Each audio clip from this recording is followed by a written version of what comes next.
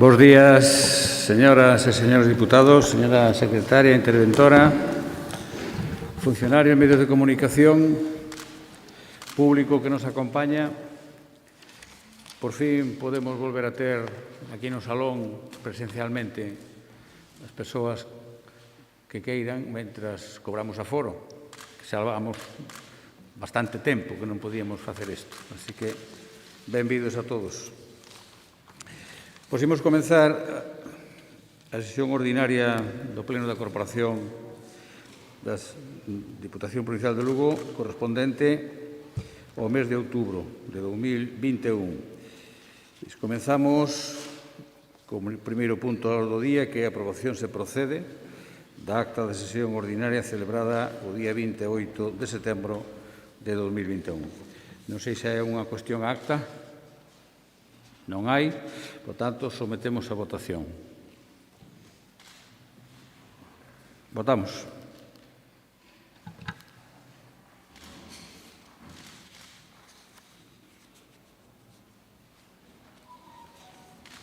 Votos emitidos 25, votos a favor 25, abstencións en contra non hai, queda, por tanto, aprobada por unanimidade. Pasamos ao segundo punto do día, que é proposta relativa á solicitude de cambio de titularidade da vía provincial LUP 2911, máis coñecida aquí na capital como a do Club Fluvial. Dictamen da Comisión, por favor. Fue dictaminado en la Comisión Informativa de Asuntos del Pleno correspondiente al día 21 de octubre. Fue dictaminada favorablemente y le corresponde al Pleno la aprobación de la propuesta de la Presidencia. Muchas gracias, señora secretaria. Bueno, esta na comisión foi aprobada por unanimidade. Non sei se alguén quere tomar a palabra ou simplemente sometemos a votación. O sometemos entonces a votación. Así que votamos.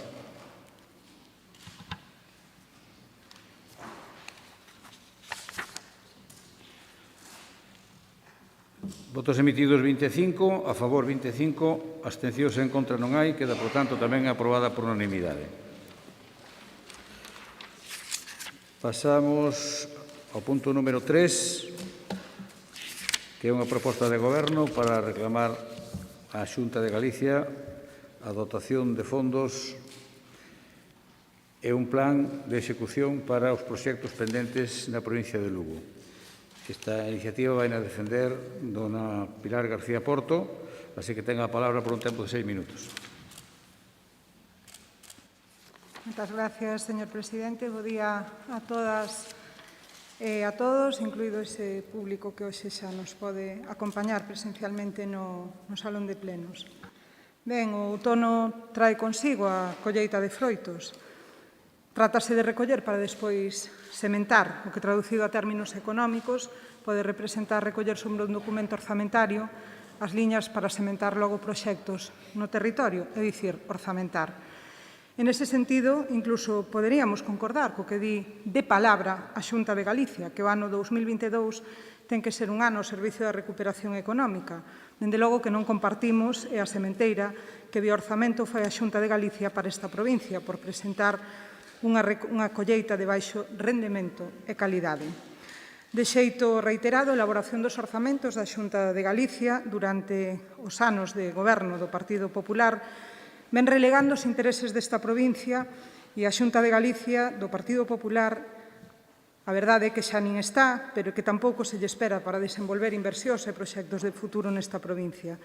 De xeito sinxelo, e para non enredarnos demasiado, podemos facer unha catalogación dos grandes proxectos que a Xunta de Galicia ten paralizados nesta provincia. Todos eses proxectos paralizados pola Xunta para esta provincia caben en dúas categorías.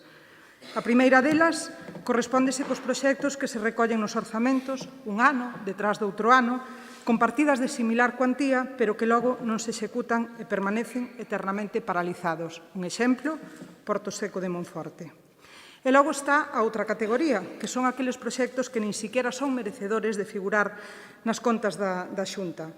A maioría deles son reclamados por concellos, defendidos no Parlamento de Galicia e recibidos con absoluto desdén por parte do presidente da mesma, xa que nin sequera merecen, como lles dixen fai un momento, figurar nas contas da Xunta. A lista sería interminable nesta segunda categoría, pero eu creo que basta con facer alusión ás necesidades que plantexan os concellos no eido de abastecemento e depuración de auga. Coido que se trata dun bo exemplo e, ademais, é que resulta lóxico que esas reclamacións que fan os alcaldes se apliquen a unhas contas que deberían de ser elaboradas de abaixo hacia arriba, non de arriba hacia abaixo, arrasando con calquera proposta que se faga dende os concellos e anulando o municipalismo. De tal xeito que os alcaldes, vostedes o saberán ben, con cargo a eses orzamentos da Xunta dificilmente poden atender as necesidades dos veciños e das veciñas. Señores deputados e deputadas, esta proposta que hoxe traemos nace como reacción ante a soberbia e a ineficacia. Ante a soberbia dun goberno na Xunta que elabora orzamentos sen ter en conta as opinións ou as reclamacións de concellos, dos seus alcaldes, dos representantes dos veciños e das veciñas, e da ineficacia dun plantexamento económico que esgota absolutamente todos os seus esforzos en xerar titulares de prensa que son moi grandilocuentes, pero que están absolutamente baleiros de contido para esta provincia. Este ano, igual que o ano anterior, e o anterior tamén, e o outro antes dese, escoitamos na boca do presidente da Xunta como os orzamentos volven a ser os máis grandes, volven a cadar cifras récord. De acordo con esa propaganda, con esa política, o goberno de Feijóo vai de récord en récord, pero é verdade que nunca chega a meta, non chegamos a ningures en concreción de proxectos. Non se atraen empresas, non se melloran salarios, non se crean plazas de gardería, de residencias, non se preocupan polos veciños, moito menos polos dunha provincia eminentemente rural como é a nosa. Vivimos xa a legislatura do rural e quedamos vivindo nun rural sen cobertura de telefonía, sen acceso universal a internet, con menos e peor servizos sanitarios, con menos e peor calidade educativa, con menos docentes no rural. Tamén tivemos, para o ano 2021, lembrarano ben, uns orzamentos tan bons que fiaban absolutamente toda a aposta a un Xacobeo que previsiblemente todos tiñamos en mente que non se ia poder celebrar a causa dunha pandemia. Escoitamos ata a saciedade, Galicia primeiro, e despois escoitamos Galicia, Galicia e máis Galicia. E ata tivemos a Feijóo 009. Pero o certo é que o seu superaxente estáse desinflando e agora, para o ano 2022, de novo, volvennos a falar de cifras récord. E volvennos a decir que Lugo terá maior inversión por habitante, pero non vai a bater o maior número de proxectos concretados por habitante. Teñen que dicirnos cal vai a ser o grado de execución. Os anos que van a continuar parados moitos destes proxectos importantes para os nosos veciños e veciñas. O certo é que máis alá desas palabras do presidente Feijóo, que hai que recoñecer que é un bon frasero, atopámonos coa dura realidade, con que Lugo só percibe o 11% do plan de fomento do ensino digital, o 10% do plan de digitalización, só o 9% do plan de prevención de incendios forestais, só o 9% do plan de solo empresarial. Do solo empresarial, onde está o proxecto industrial para a Mariña, coa que nos está caendo a todos, coa responsabilidade que ten a Xunta de Galicia? Frases, anuncios e nada máis, vacío completo. Eu, por todo canto lles acabo de expoñer, e para acadar os niveis de compromiso que lles propoñemos na moción, que supoño todos terán e terán lido tamén con atención, para acadar eses niveis de compromiso, queremos contar con vostedes, co Grupo Popular nesta institución, para que fagan uso do poderío que din ter dentro do seu partido e para que insten a Xunta de Galicia a que traballe realmente, plasme nos orzamentos, proxectos reais para esta provincia. Moitas gracias. Moitas gracias, dona Pilar. Ten agora a palabra para o Grupo do BNG, don Efrén Castro.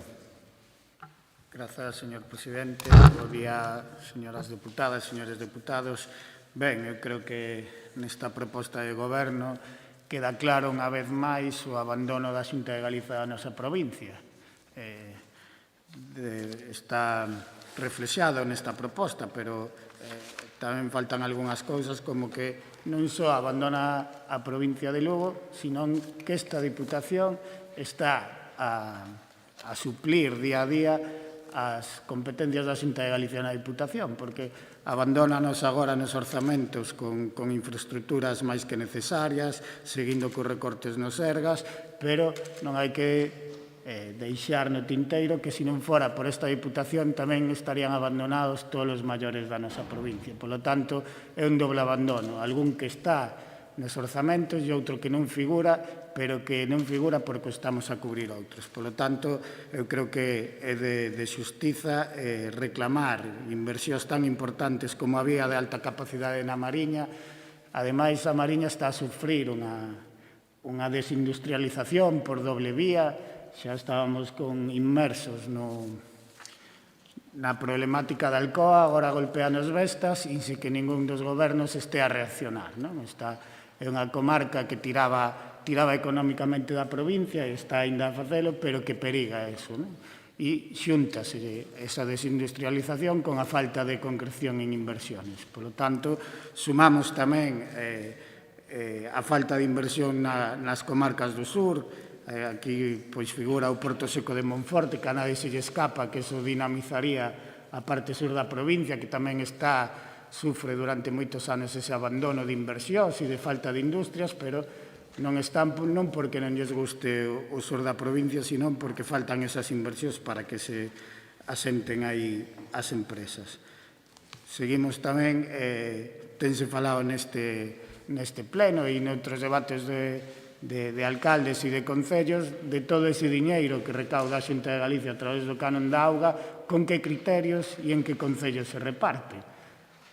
É certo que prácticamente todos os concellos necesitan inversións no ciclo da auga, pero o que é escandaloso é como reparte a Xunta de Galicia esas inversións, cando o que está a facer é recaudar de todos os concellos. Por lo tanto, exiximos un reparto serio e que se afronten os problemas no ciclo da auga en todos os concellos.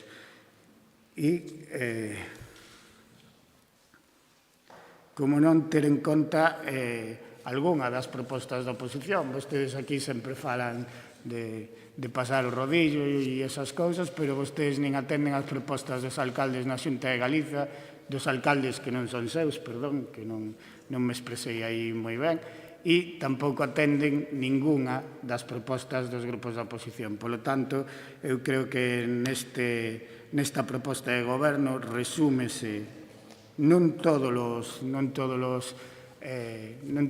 abandonos que fai a Xunta de Galiza con a nosa provincia, pero sí dase as claves daqueles máis importantes que se resumen nesa falta de un plan industrial, nesa falta de inversións en infraestructuras claves e nese camiño de desmantelamento de servicios públicos encabezados por a sanidade pública desta provincia. Por lo tanto, eu creo que eses orzamentos deberían ter un xiro e daqui a proposta deste goberno para mellorar ostensiblemente os orzamentos para os veciños e veciñas da provincia de Lugo. Gracias, señor presidente. Muchas gracias, don Efrén. E agora, polo Grupo Popular, ten a palabra o señor Castiñeiro.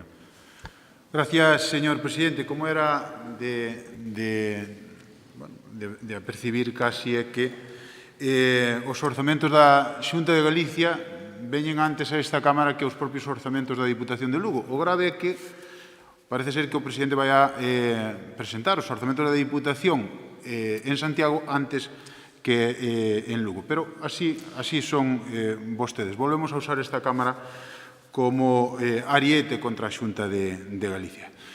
Pero, bueno, vemos unha moción que percibimos que na súa exposición de motivos é increíble. Vostedes exixen aos demais, e además con toda a cara veñen aquí a dicilo, o que vostedes non fan na Diputación de Lugo. Si antes a voceira do PSOE falaba do eslogan do Partido Popular de Galicia, Galicia, Galicia, Galicia. Bueno, pues nós, Lugo, Lugo, Lugo. Ese é o eslogan do Partido Popular de Lugo. Espero que o collan vostedes. A min cústame máis ese, desde logo. Pero falan de que os orzamentos da Xunta carecen de diálogo cos alcaldes. Pero dicen isto vostedes, de verdad. E deberían estar ao servicio do tecido productivo e da recuperación económica e falan incluso de aproveitar os fondos europeos. Eu creo, falando mal, creo que vostedes están de coña. Están de coña, porque é que aquí vostedes, os 37 alcaldes que hai na provincia que non son do PSOE nin do BNG, non pintan nada para vostedes. Non hai máis que ver os acordos que tenen nas xuntas de goberno do ano 2021. Voulle dicir un exemplo. Mire, 17 convenios con alcaldes socialistas, 12 convenios con alcaldes do BNG. O BNG ten 4 concellos. E 0 convenios no ano 2021 con alcaldes do Partido Popular. E veñen aquí a dicir que a Xunta non escoita os alcaldes. Pero é que se ustedes non escoitan nin os diputados, xa non os alcaldes. Se é que non nos queren nin deixar entrar ás portas dos edificios institucionales. Pero, por favor, home, non falen vostedes de marxinación e, de logo, pois, tómense o exemplo. Agora, vostede mesmo, precisamente, de eso. E, bueno, falar do tecido económico, pois, bueno, das poucas diputacións que non deron axudas directas ao tecido económico, falar de fondos de Next Generation cando vostedes votaron en contra de un proxecto de jóvenes empresarios de Lugo, contratan a unha consultora allea, externa, bueno, de verdad. E critican os orzamentos da Xunta de Galicia, que efectivamente son os maiores orzamentos da historia, tamén a maior inversión por habitante da historia para Lugo, casi cercano aos 5.000 euros por lucense, un orzamento que ten 8.660 millóns de euros para políticas sociais. Non falaron vostedes aquí nada de políticas sociais. Eso debe ser bastante bon. O 72% dos orzamentos da Xunta van destinados a políticas sociais, a educación, a sanidade, ao emprego, a política social, pero, bueno, algo debemos estar facendo ben. E, bueno, falan das infraestructuras. As infraestructuras, mire, onte anunciou a propia conselleira aquí, 38 millóns de euros para infraestructuras que precisamente pedimos aquí, nesta mesma Cámara. Cantas veces veo aquí o corredor Nadela Sarria? Bueno, pois é unha absoluta realidade dentro dos orzamentos do ano, só foi no ano 21 e ora no ano 22. O acondicionamento da LU 651 no Courel, que tamén veo aquí, igual que a LU 231 en Begonte, Friol e Palas. Importante para todos os lucenses do rural, señor Castro. Rematar o treito de Pobra a Sarria, 1,9 millóns de euros para mellorar a VAC de Xove, que tamén é a VAC da Mariña. Cando vostedes nos digan por onde queren a de Viveiro, aquí temos a alcaldesa de Viveiro, pois que son expertos en montar plataformas para liquidar calquera variante, bueno, cando nos digan eso, pois evidentemente o que máis nos importa non só os veciños de Viveiro, tamén os de Ovicedo, os de Xove e os demais. Bueno, cando vostedes decidan por onde o queren, pois dende logo que a Xunta de Galicia facerá o que fixo con Xove. A información pública ten a LU 540 na Gañidoira, tamén moi importante para os veciños de Viveiro. Por lo tanto, pois, bueno, garderías gratis, melloras en equipamentos e instalacións en hospitais, en centros de saúde, mellora en colexios, moitos colexios de toda a provincia, en Lugo 3 colexios na cidade de Lugo, simplemente para poñer un exemplo, arranxos nas 3 catedrais da provincia, Lugo, Mondoñedo e San Martiño. Falan do ciclo de auga, varias depuradoras en Foz, en Viveiro, en Burela, Monterroso, Castro, varios millóns de euros en saneamentos. Bueno, a verdade é que estamos contentos de que vostedes non falen deso, pero, bueno, trataremos de explicarlo. Pero se é malo, pois a exposición de motivos o que piden vostedes pois xa é enorme, non? Que esta Cámara faga caso das emendas que pon a oposición no Parlamento de Galicia, un Parlamento nomeado por todos os galegos. Dende logo, se queren vostedes usar a Diputación para eso, non conten con nós. Gracias, señor. Moitas gracias, señor Castiñeira. Segundo turno para a señora Porto. 3 minutos.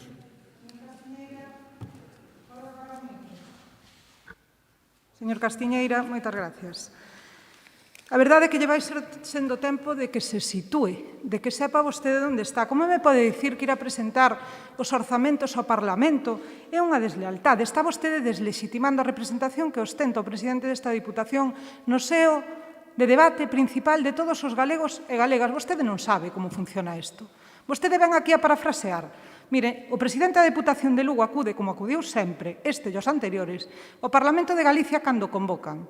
E os orzamentos nesta Deputación apróbanse a finais de ano para que entren en vigor a comenzos do ano vindeiro. Polo tanto, señor Castiñeira, sitúese, atope o seu sitio que anda dando voltas. Mire, non faga demagoxa aquí. Por certo, alégrome dunha cousa, que lle guste o de Lugo, Lugo, Lugo e máis Lugo, porque ese eslogan foi o do meu partido fai uns anos e síntome profundamente orgullosa del. Eu, dos do seu partido, non, porque non cumplen, non si. Ven vostede a dicir aquí que os alcaldes nesta provincia non pintan nada para esta institución. Señor Castiñeira, máis de 21 millóns de euros no plan único, máis de 21 millóns de euros no plan único para todos os concellos da provincia de Lugo. Residencias en Folgoso, en Portomarín, en Pantón. Dime vostede que os alcaldes desta provincia non pintan para este goberno. Home, eu creo que ten que vostede abandonar ese papel continuamente demagóxico que nos está aburrindo, incluso xa nos plenos da Deputación. E por outra banda, para escoitalo a vostede, o que ten que facer é o que facemos todos aqueles que estamos nun goberno na oposición. Presentar alegacións, presentar propostas aos orzamentos e non lanzar palabrería aos medios de comunicación e aos seus acólitos populares. Eu si vou a falar do que vostede non quere que fale, porque, mira, a vostedes gustalles moito sementar como miserias para a provincia o que se reflecte no orzamento da Deputación de Lugo, pero o que é extraño é que nunca recollan a falta de compromiso da Xunta de Galicia simplemente porque se trata do seu partido. Esa é a defensa de Lugo que fan vostedes e desta provincia. E, ademais, é que vostede anticipase na crítica sen coñecer siquiera as liñas básicas do orzamento. Eu podolle falar da edade reinante, da ampliación da edade trabada, das obras de abastecemento de auga de Foz, de Trabada, de Chantada, o proxecto para a depuradora. Podolle falar desa partida que se refería vostede para a depuradora de Foz, pero fagolle unha pregunta tamén. Iso vais a traducir en obras, señor Castiñeira? Porto Seco de Monforte. Señor Castiñeira, vía alta capacidade da Mariña, un proxecto que non ten merecido un novo impulso por parte da Xunta de Galicia este ano, consignan nos orzamentos 7 millóns de euros. E volvolle a facer a mesma pregunta. Vai a ser un número ou van a ser obras, señor Castiñeira? Podemos falar do Museo da Romanización, podemos falar de que non teñen proxectos para as grandes urbes. Podolle falar hasta do meu concello que levamos 30 anos esperando por unha segunda planta para a residencia. Traballen dentro do seu partido e exixan o que tanto tempo levamos agardando. Moitas gracias, señora Porto. Don Efrén, segundo turno. Grazas. Ben, falaba usted, señor Castiñeira, de atender os alcaldes. Home, eu creo que calquera, xa non só alcalde, calquer concelleiro ou concelleira da provincia de Lugo aceptaría que a Xunta de Galicia repartira os fondos dunha forma parecida aos plans únicos das 3 deputacións nas que goberna o BNG e o Partido Socialista. Porque con eso non terían que andar mendigando da Xunta e vendo como vostedes reparten os fondos. Eso é o que atender a todos os alcaldes, independentemente da cor política. Non decir que firman de vez en cando un convenio con un e que non é dos seus. Todo, repartir os fondos de forma obxectiva é o que fai esta Diputación e as outras dúas onde non gobernan e, curiosamente, onde gobernan, que a Xunta de Galicia e a Diputación de Ourense non o fan. E iso é o que queren todos os alcaldes, porque iso é o que dá autonomía municipal e é o que defendemos o noso partido. Por lo tanto, iso é o que teñen interés os alcaldes e o que se pide. E despois, vostedes están tan acostumados a mentir, ya que lle den igual os datos, que son capaces de decir que Galicia non produce máis enerxía da que consume e decir que estes son os maiores orzamentos da historia, cando é mentira. Mentira. E é tan mentira que no 2009 ficaban 1.695 millóns por riba dos orzamentos presentados para o 22 pola Xunta de Galicia. Por lo tanto, a vostedes danlles igual os números. Vostedes están convertidos nunha maquinaria publicitaria que repite eslóganes e consignas e fai que a xente as crea, pero a realidade dalles de bruces. E a realidade, a maiores de que non son os maiores orzamentos da historia, é que siguen a abandonar a provincia de Lugo. E sabemos como actúa o Partido Popular, actúa con a calculadora electoral. Aquí somos menos, merecemos menos inversións. E cada vez seremos menos mentras vostedes estén na Xunta, porque se non temos infraestructuras, desmontan a industria que hai, recortan os servicios e ven dicindo que reparan algún colexio e que invirten nalgún hospital. Home, se non, váyanse pa casa, deixen caer os colexios e deixen caer os hospitales. É que presumen das cousas do día a día, non? É que se esa é a folla de servicio que ven a presentarnos aquí para os veciños e veciñas da provincia de Lugo, debería reclamarlle algo máis aos seus na Xunta de Galicia, porque xestionar que os colexios non caigan e mellorar pequenas cousas nos hospitales é menos do mínimo que debe facer un goberno por esta provincia. Por lo tanto, deixen de creerse as súas propias mentiras e esa voráxime propagandística que ten montada a Xunta de Galicia e invirtan nas infraestructuras tan necesarias para que esta provincia non siga a quedarse atrás, porque está facendo por os anos de goberno do Partido Popular. Moitas gracias, don Efrén. Señor Castiñeira, 3 minutos. Ben, alegrámonos que falen do plan único, pero teñen despois un turno precisamente para comprometerse cos concellos da provincia. Xa falaremos deso, pero, bueno, chama a atención que fale vostede, señor Castro, de repartos obxectivos cando, repito, neste edificio se firman na Xunta de Goberno 12 convenios con 4 concellos que ten o BNG e 0 convenios con 32 que ten o Partido Popular. Mire vostede onde chega a súa obxectividade. E non lle queda outra que repartilos no plan único, porque vostede, cando puido estar no plan único, non o quixo, e agora que estaba naquel momento na oposición, pois si o quixer. Mire, critican unhos orzamentos que baixan impostos, que baixa o tramo do IRPF autonómico, que baixa o imposto de transmisións o 10%. Xa sei que non lles gusta baixar impostos, xa sei, a vostedes gusta máis tirar do peto, subir a gasolina, poñer peaxes e meterlle clavos ás empresas lucenses, é o que lles gusta a vostedes. Mantemos no mínimo o imposto de sucesións. Esa é a realidade, e con eso pois temos máis. Dende logo que eu entendo que a maioría dos lucenses opinan exactamente o mesmo que opina o Partido Popular. Mire, do Porto Seco.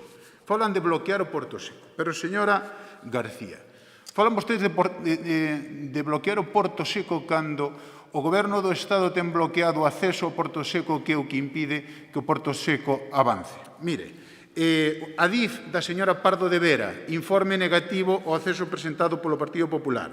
A Confederación Hidrográfica do señor Quiroga, tamén informe negativo con respecto aos accesos presentados pola Xunta de Galicia. E a demarcación de estradas do Estado tamén informe negativo a ese acceso. Cando lle díen pa diante, falamos exactamente do mesmo que en Viveiro. Cando vostedes lle díen pa diante os seus asuntos e sexan capaces de mandarlles aos seus compañeiros de Madrid adiantar as cousas, pois o Partido Popular, dende logo, que a Xunta de Galicia, claro que rematará o Porto Seco. De feito, pois ten 750.000 euros precisamente para iso.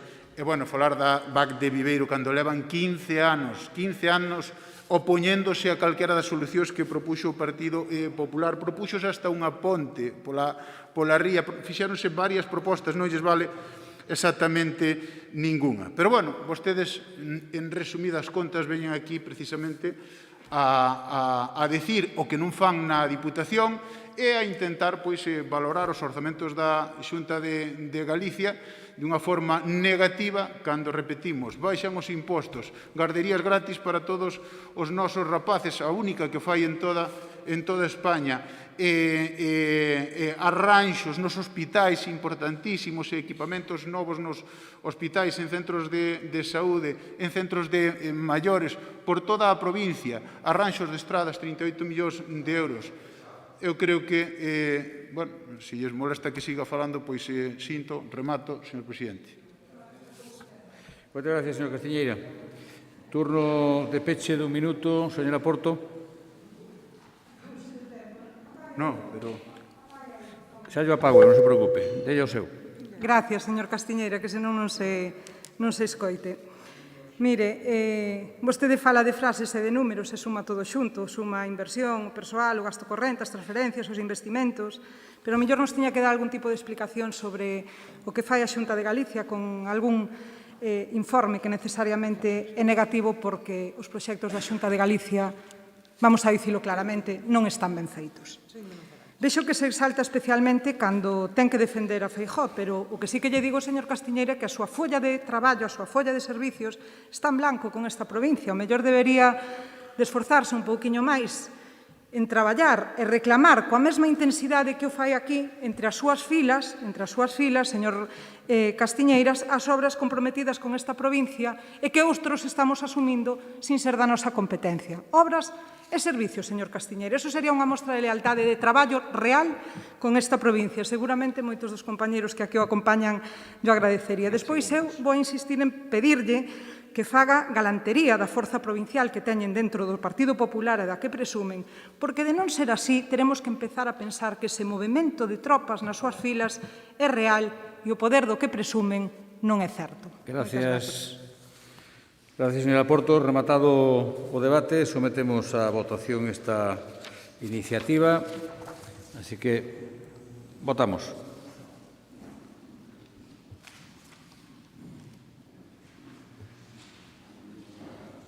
A ver.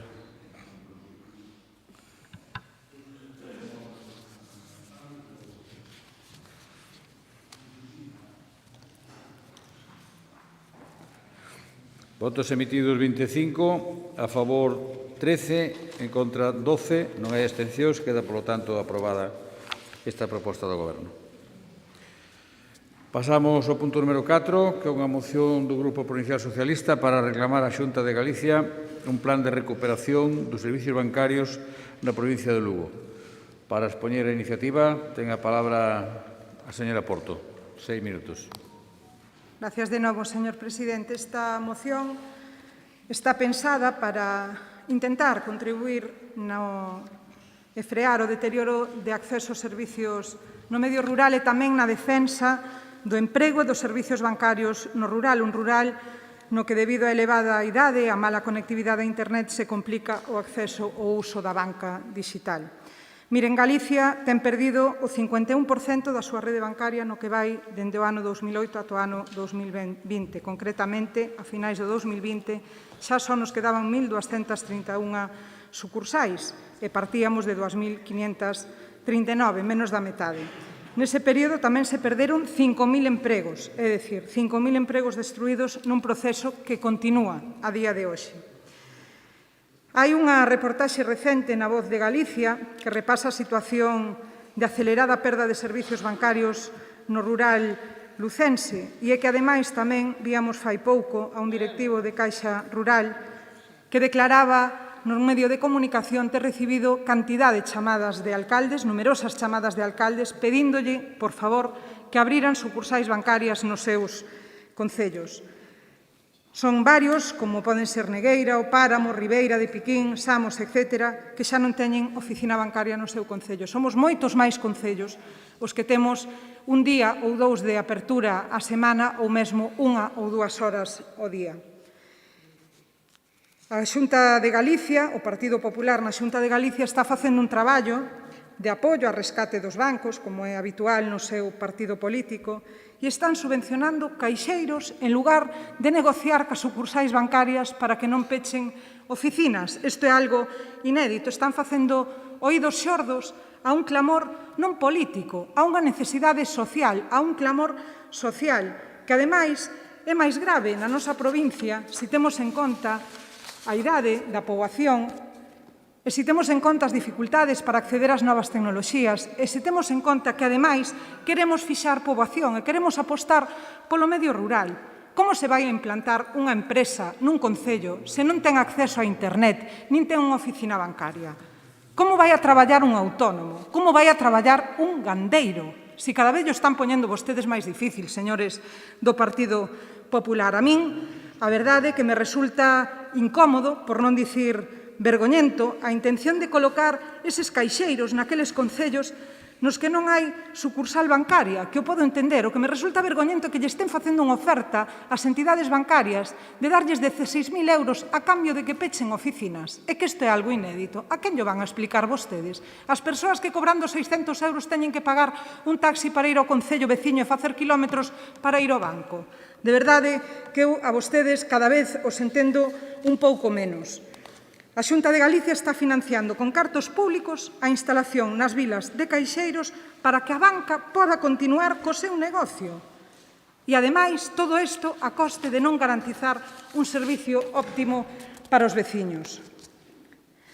A verdade é que nos últimos tempos hai chuvia de críticas sobre a xestión da Xunta coas entidades bancarias. Chegan no Parlamento.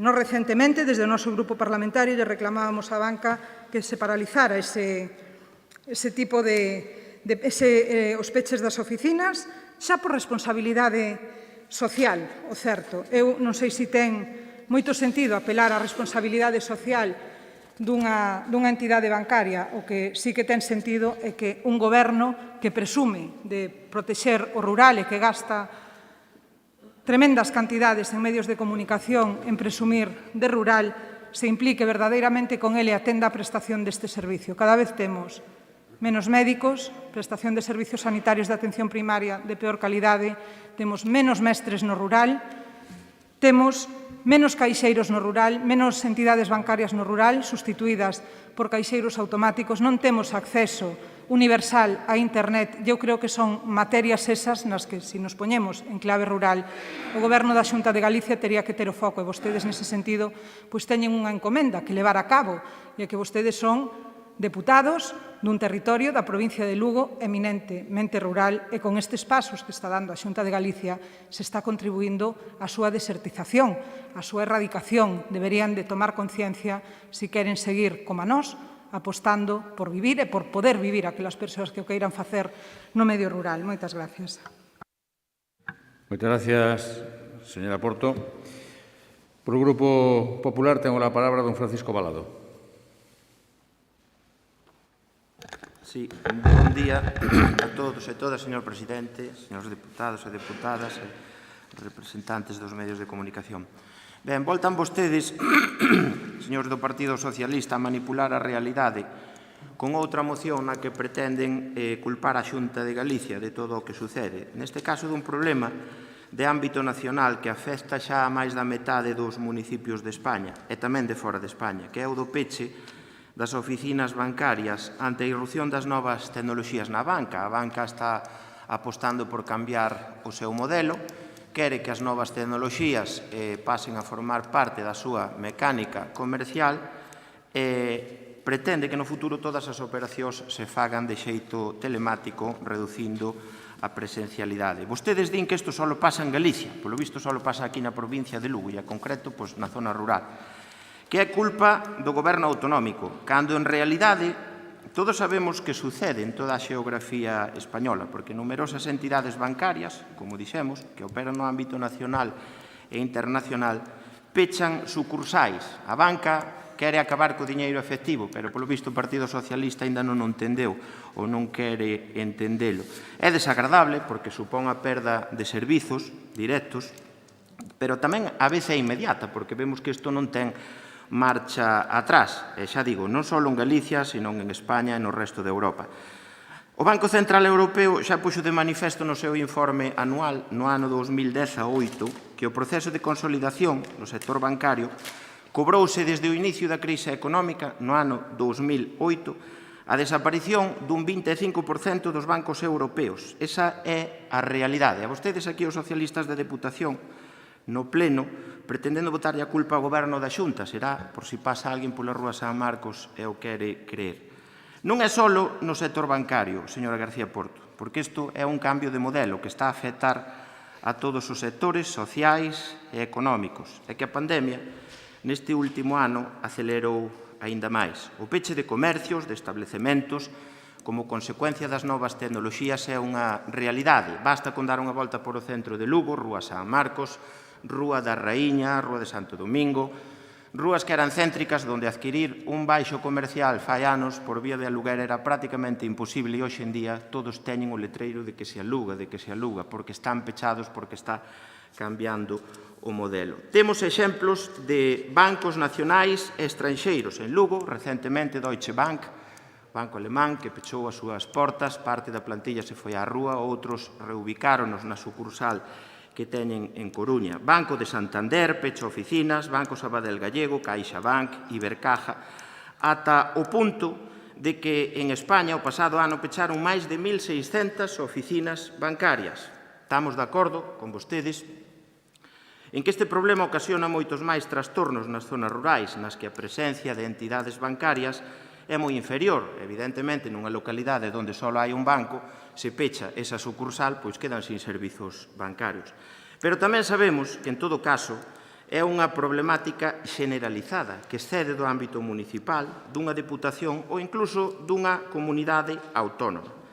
En relación coas medidas adoptadas pola Xunta de Galicia, hai que recoñecer que, polo menos, a Xunta de Galicia foi a única administración que fixo algo, que foi a iniciativa promovida en colaboración coa FEGAM que permite que, polo menos, aquelas localidades que carezan de servizos bancarios no seu territorio teñan alo menos un caixeiro automático para que a xente non teña que desplazarse a outros lugares. A día de hoxe, hai 38 concellos que asinaron o correspondente convenio coa Xunta de Galicia e que van poder contar con un caixeiro para retirar efectivo, para pagar recibos ou para levar a cabo outras operacións bancarias e, por suposto, ter a posibilidade de contar coa presenza física de personal dunha entidade financeira para asesoramento ou para resolver dúbidas. Que fixo o Goberno Central ante esta situación? Nada. O Goberno Central non fixo absolutamente nada fronte a un problema de ámbito nacional, porque este non é un problema que suceda solamente na provincia de Lugo. O Goberno Central o único que fai é subir impostos, señora García Porto. Mentras en Galicia non los baixan, o seu compañeiro Sánchez non lo sube. Dende logo, a ensalada que nos está preparando para os peaxes nas autovías dentro de 3 anos, eu creo que anima a calquera a circular por España. Miren ata que punto a iniciativa da Xunta de Galicia foi interesante, que esta iniciativa foi seguida por moitas deputacións provinciais, sobre todo gobernadas por vostedes, polos socialistas. Parece ser que hai diversidade de criterio entre vostedes e os seus compañeros do resto de España. Hai numerosos exemplos de deputacións socialistas, Badajoz, Granada, Guadalajara, que adotaron este sistema. A Deputación de Granada, señora García Porto, gobernada por vostedes, acabou coa exclusión financeira, en parte, na provincia, instalando máis de 35 caixeiros automáticos en todas as localidades nas que non había sucursais. Pero non foi o goberno autonómico, señora García Porto, foi a propia Deputación.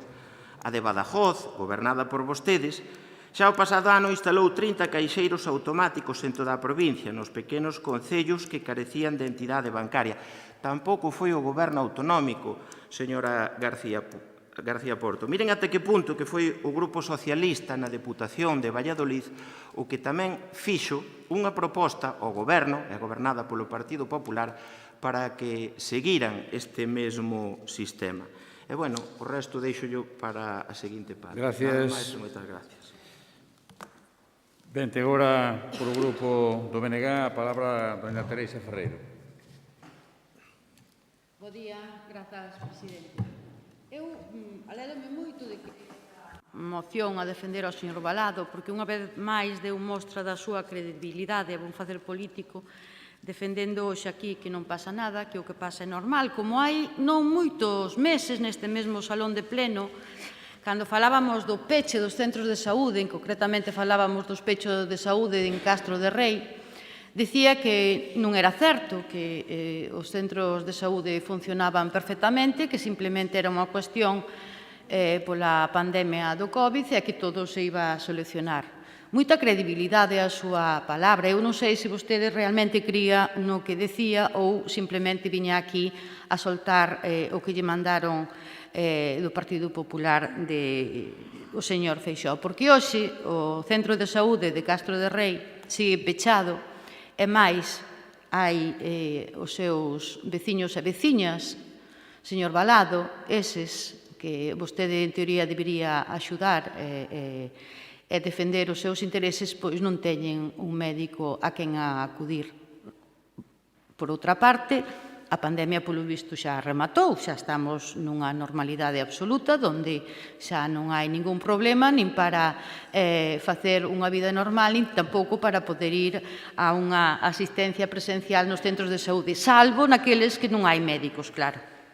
Veñen aquí dicindo que a Xunta de Galiza non ten competencias. Eu outro día xa o dicía, eu non sei se se enteraron aínda que vostedes gobernan na Xunta de Galiza. O PP é consciente que goberna na Xunta de Galiza. Porque, mire, sí que goberna quen queren gobernar, porque sí que gobernan a hora de inxectar fondos públicos ás entidades esas que están pechando as oficinas e os caixeiros para que precisamente poñan os caixeiros onde antes as están pechando. A súa inoperancia como goberno galego impide ou non fan nada para frear este desmantelamento que cada vez son máis as entidades bancarias que pechan as oficinas, cada vez son máis concellos que non teñen ese servizo e cada vez son máis as veciñas e veciños desta provincia que non teñen eses servizos. E máis, temos que lembrar unha cousa, porque a veces esquecemos. A banca foi rescatada no seu día con máis de 9.000 millóns de euros e foi mal vendida por apenas 1.000 euros. Con millóns, efectivamente, 1.000 millóns, sí. O señor Feixóo non lle pareceu suficiente o que lle daba ao seu amigo o señor Escotet, entonces agora págalle, axúdalle, subvencionalle para poñer os caixeiros. A maiores, temos que lembrar que permitiu que o señor Escotet fixera unha universidade á súa medida e, por suposto, axuda a que cada día os beneficios da banca sean cada vez maiores. O que isto demostra que xa realmente non fai falta as portas xiratorias porque as persoas que formaban antes parte dos gobernos agora era necesario que acabaran dos bancos e unas eléctricas e realmente agora xa eles mesmos gobernan directamente porque vostedes non son capaces de facelo. É curioso porque antes falaba a compañeira do PSOE de esas solicitudes por parte de alcaldes ou alcaldesas do PP que son conscientes de que efectivamente esta desaparición das entidades bancarias afecta moito aos concellos. E cando o Partido Popular fala de Galiza, Galiza, Galiza e o medio rural, a verdade é que xa hai que poñerse a temblar. Hai que poñerse a temblar porque cada vez que que o señor Feixóo utiliza a palabra Galicia, Galicia, Galicia, é como se puxeran a funcionar unha tuneladora desas que fan os túneles grandes, deixan todo ben furado para que despois os servicios públicos caigan polos si mesmos, desaparezan por si mesmos, pero vostedes non teñen culpa de nada, porque parece ser que todas esas cousas, esos colexios pechados, eses centros de saúde pechados, ese patrimonio caído, esas maiores esquecidos nas residencias que xeneran grandes beneficios ás súas amistades políticas, non pasa nada. Eso non é cuestión da Xunta de Galiza. Eu creo que xa lles vai sendo hora de que empecen a gobernar, porque cando falan deses orzamentos inmensos que fan, eu tamén me gustaría saber onde os invirten, porque todos eses cartos que parece que van a invertir en todo o país realmente non se percibe, porque este país cada vez vai a peor, porque os mozos e mozas siguen emigrando, o medio rural que sigue estando desmantelado, os produtores de leite e de carne síguense queixando dos seus prezos. Que fai a Xunta de Galicia? Que fai o señor Feixóo? Que non se enterou ainda que está gobernando e que ten responsabilidades neste país. Moitas gracias. Moitas gracias, señora Ferreiro. Segundo turno para doña Pilar García Porto, 3 minutos. Señor Balado, no Partido Socialista sentímonos moi orgullosos de ser infinitamente máis diversos e plurales que a vostedes, incluso nos motiva ser así. E mire, nós non lle estamos manipulando a realidade, non, nós estamos evidenciando o que está facendo a Xunta de Galicia, contribuindo ao desmantelamento dos servicios bancarios no medio rural. Vostede non me pode comparar Castro de Rei con Madrid. Iso é evidente, non é comparable, pero tampouco é comparable nin siquiera a provincia de Lugo coa provincia da Coruña ou de Pontevedra. Vostedes veñen aquí, e claro, fálanos de Valladolid e de Badajoz, pero nós non podemos falar da Xunta de Galicia, que é a que está tomando decisións que lle afectan directamente aos veciños e veciñas desta provincia. A min gustaríame deixarlle moi claro unha cuestión. No tocante ao peche das oficinas bancarias e este plan Caixeiros que montaron dende a Xunta de Galicia, hai que diferenciar claramente entre aqueles concellos que non teñen oficina bancaria a aqueles concellos que se van a ver sin oficina bancaria porque a Xunta de Galicia está subvencionando un caixeiro para que poidan pechar as súas sucursais.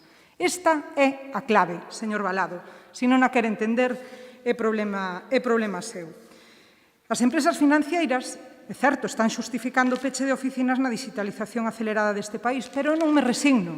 O Partido Socialista non se resigna, como fan vostedes, porque vostedes estánlles comprando ese mensaxe, están utilizando.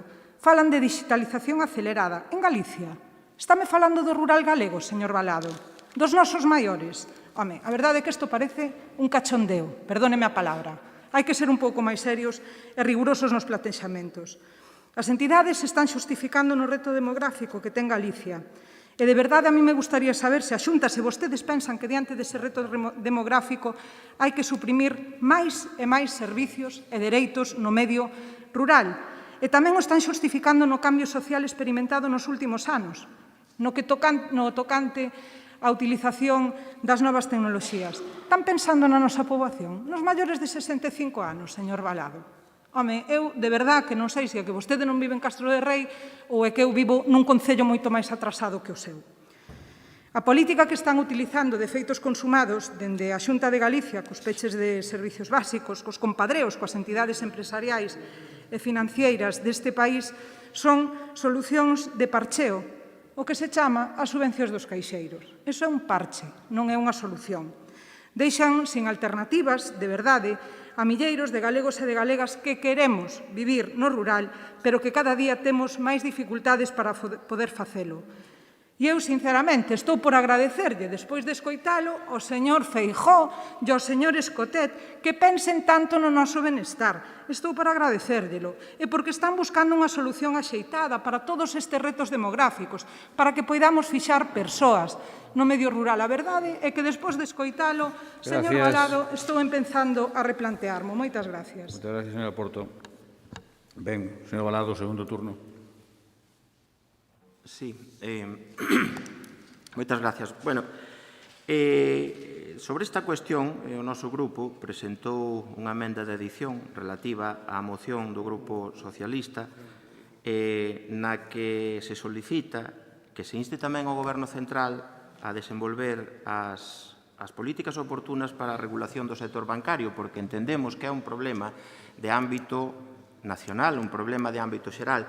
Como antes dixemos. Decíalle antes ata que punto existe conciencia nas filas socialistas de que este problema é un problema que poden intentar atallar non só as administracións autonómicas, sino que tamén as deputacións provinciais, porque no resto de España, fora de Galicia, non suele ser a propia autonomía a que fai isto, senón as propias deputacións provinciais. E dicíalle que os seus compañeiros do Grupo Socialista que están na oposición na Deputación de Valladolid instaron tamén a que a propia Deputación instalara nos bibliobuses que van polos povos, que é unha realidade moi semellante á que pode suceder en Galicia, que instalaran caixeiros automáticos. E dígolle isto a título de exemplo, como ata o punto de que existe conciencia nas filas socialistas de que este é un problema que afecta a todo o rural de España, non solamente o rural de galego. Incluso outras deputacións como a de Tarragona, onde goberna Esquerra Republicana, ten dende o ano 2018 un convenio con CaixaBank para a instalación de caixeiros en pequenos concellos. Eu non lle quero dicir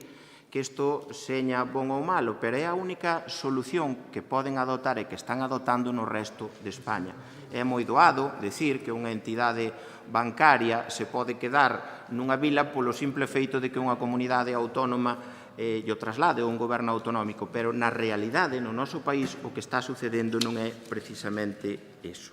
E di vostede que o Partido Socialista non se resignan, pero vostedes a nivel central non fan absolutamente nada para subsanar o problema bancario de todo o país. E en cuanto á señora Ferreiro, Home, dicirlle que non se preocupe por Castro de Rei, vostede non se preocupe. Castro de Rei non perdeu ningunha praza de médico, non amortizou ningunha praza de médico. Unha cousa é que o centro médico non preste servizos médicos por algún problema temporal e outra cousa é que non os vai a volver a prestar. Quixera dicirlles tamén que non se preocupen se non nos aceptan a emenda, porque ao final, miren, quen vai solucionar algo o problema en Galicia vai ser a Xunta de Galicia. Vai ser a Xunta de Galicia, lles guste ou non. Vostedes, dende a Deputación, non van facer absolutamente nada. E dende o Goberno Central tampouco van facer absolutamente nada. Polo tanto, os galegos e galegas saben que se alguén lles pode solucionar algo o problema da exclusión financeira pode ser a Xunta de Galicia. Outros non lles van axudar. Nada máis e moitas gracias. Moitas gracias, señor Balado. Segundo turno para a señora Ferreiro. Señor Balado, lembra-me...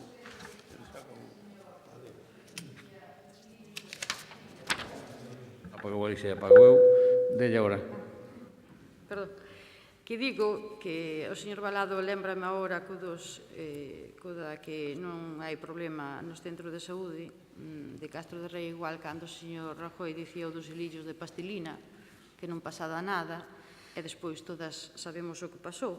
É curioso, porque estes días houve mobilizacións de moitas persoas diante dos centros de saúde no seu concello e vostede ainda debe pensar que estaban ali de turismo ou de peregrinaxe, non? Agora, como é un ano santo xacobeo, igual pensa que se van ali a facer peregrinación. Sempre que hai algo que sea responsabilidade do goberno galego, no que o PP está ao fronte, por certo, botan culpas fora. Realmente, todo pasa porque ten que pasar. Realmente todo pasa porque ten que pasar e non porque o goberno da Xunta este deixando de facer as súas funcións que son gobernar. Pechan os colexios, centros de saúde, hai fenda digital, suministro eléctrico no rural por un temporal quedan días e días sin suministro eléctrico, pero eso non é responsabilidade da Xunta de Galicia, porque realmente a Xunta de Galicia o que fai é, con todos eses fondos públicos que presume de ter, que salen dos impostos das traballadoras e dos traballadores galegos, e que ademais pagan con moito sacrificio, porque moitos deles teñen unhas condicións laborais moi precarias, salarios tamén moi precarios, pero aínda así cumplen religiosamente co pago dos seus impostos. Por certo, non os levan por aí adiante como fan outros que presumen de patriotismo. E que fai o Partido Popular? Pois con eses impostos, en vez de solucionarlle os problemas ás galegas e aos galegos, pois o que lle fai é axudar a que os seus afíns políticos pois enchean os máis os seus petos. A consta, pois, xa igual, do rural, das nosas persoas maiores, dos nosos nenos e nenas, en fin, absolutamente lle dá todo igual. Despois, inflanse a dicir que todos os males os vai solucionar a Xunta de Galiza porque ninguén o vai facer. Eu case me preocupo, case prefiero que non metan moito a man ali onde consideran que vai resolver un problema, porque eu creo que o que van a facer vostedes é complicalo máis aínda. En fin, creo que este é un problema que está aí, que seguiremos pelexando con el. Desde logo, desde o BNG, vamos a seguir traballando e presentando todas as alternativas, estando ali ao lado das veciñas e dos veciños, para evitar que un servizo máis sea desmantelado no noso rural. Moitas gracias. Moitas gracias, señora Ferreiro. Moitas gracias, señora Ferreiro. Xa para pechar o debate, ten un turno de peche a señora Porto, un minuto.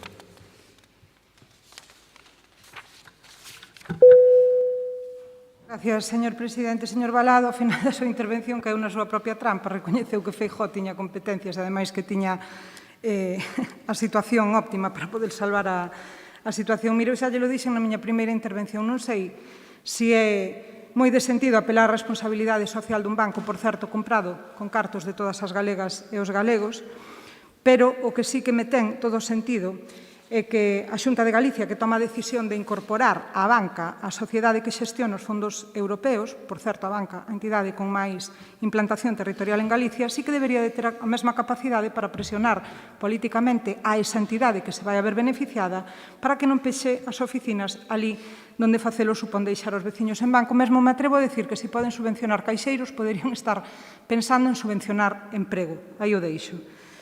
Mire, o que temos agora mesmo encima da mesa, dende logo, é un xogo sucio por parte da Xunta, onde a Xunta invita, os galegos e galegas pagamos, e a banca, as entidades privadas, gañan. Gracias, señora Porto. Sometemos a votación o punto número 4, sí. Non acepta a emenda, entón sometemos a votación nos seus termos. Gracias, señor Castiñeira. Gracias, usted ten a libertad de propoñela e os demás de aceptala ou non aceptala. Moitas gracias. Sometemos entonces a votación a iniciativa, o punto número 4, para solicitar da Xunta de Galicia un plan de recuperación de servicios bancarios na provincia de Lugo, nos termos en que foi presentada. Votamos.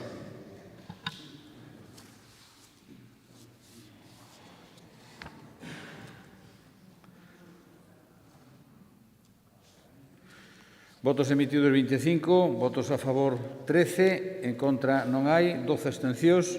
Queda, polo tanto, aprobada esta proposta.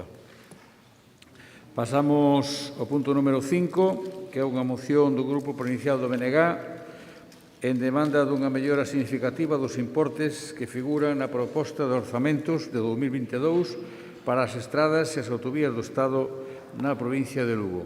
Para expoñer a iniciativa ten a palabra don Efrén Castro. Grazas, señor presidente. Ben, pois aquí teremos unha moción para reclamar ao Goberno do Estado tamén unha mellora nas inversións das infraestructuras da nosa provincia.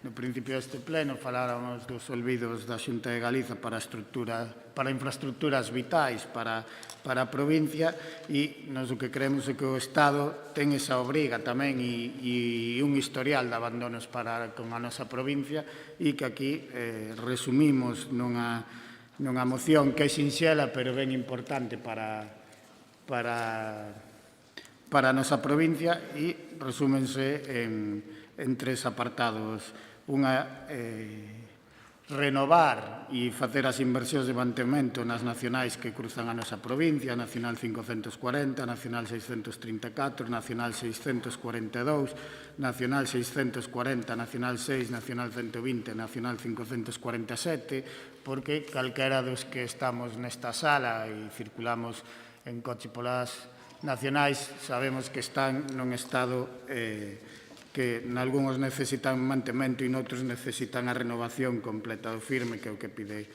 esta moción. Tamén reclamar o Estado que se prioricen as autovías da Mariña e a autovía 56 que une Lugo con Ourense nos próximos orzamentos.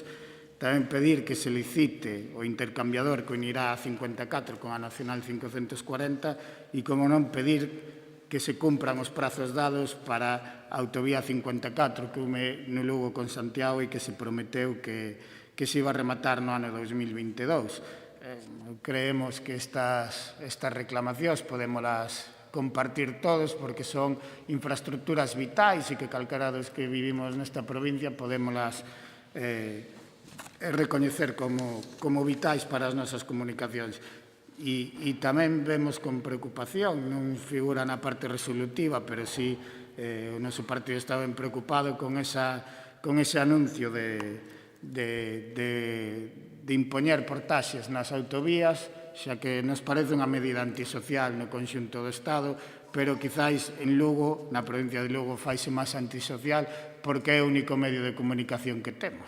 Non podemos sair da nosa provincia prácticamente dunha fórmula moderna e digna por outra vía que non sean as autovías, polo tanto, obrigaríanos, fálasenos de que é unha medida verde, pero nesta provincia non temos outras alternativas, polo tanto, ainda que non este na parte resolutiva, nos creemos que tamén hai que dar un xiro a esa proposta de impoñer portaxes nas autovías, porque nos parece discriminatoria e antisocial para a nosa provincia. E o que vos decía é unha moción sinxela que resume, eu creo que as infraestructuras máis importantes que están, algunhas pendentes e outras pendentes de rematar por parte do Estado para que deixemos de estar no furgón de cola. En Lugo vamos a cola desas inversións en autovías, todos coñecemos que o resto de provincias, incluso de comunidades, foron moi por diante esas inversións e xa as teñen, e agora xa se nos fala de impoñer peaxes antes de rematar esas vías tan importantes. Por lo tanto, creo que debería haber un consenso nesta sala para reclamar ao Goberno do Estado inversións tan importantes como estas.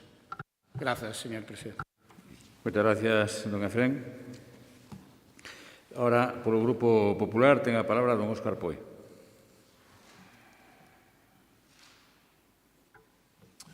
Bos días a todo o mundo e moitas gracias, meu querido señor presidente, por concederme a palabra neste pleno unha vez máis.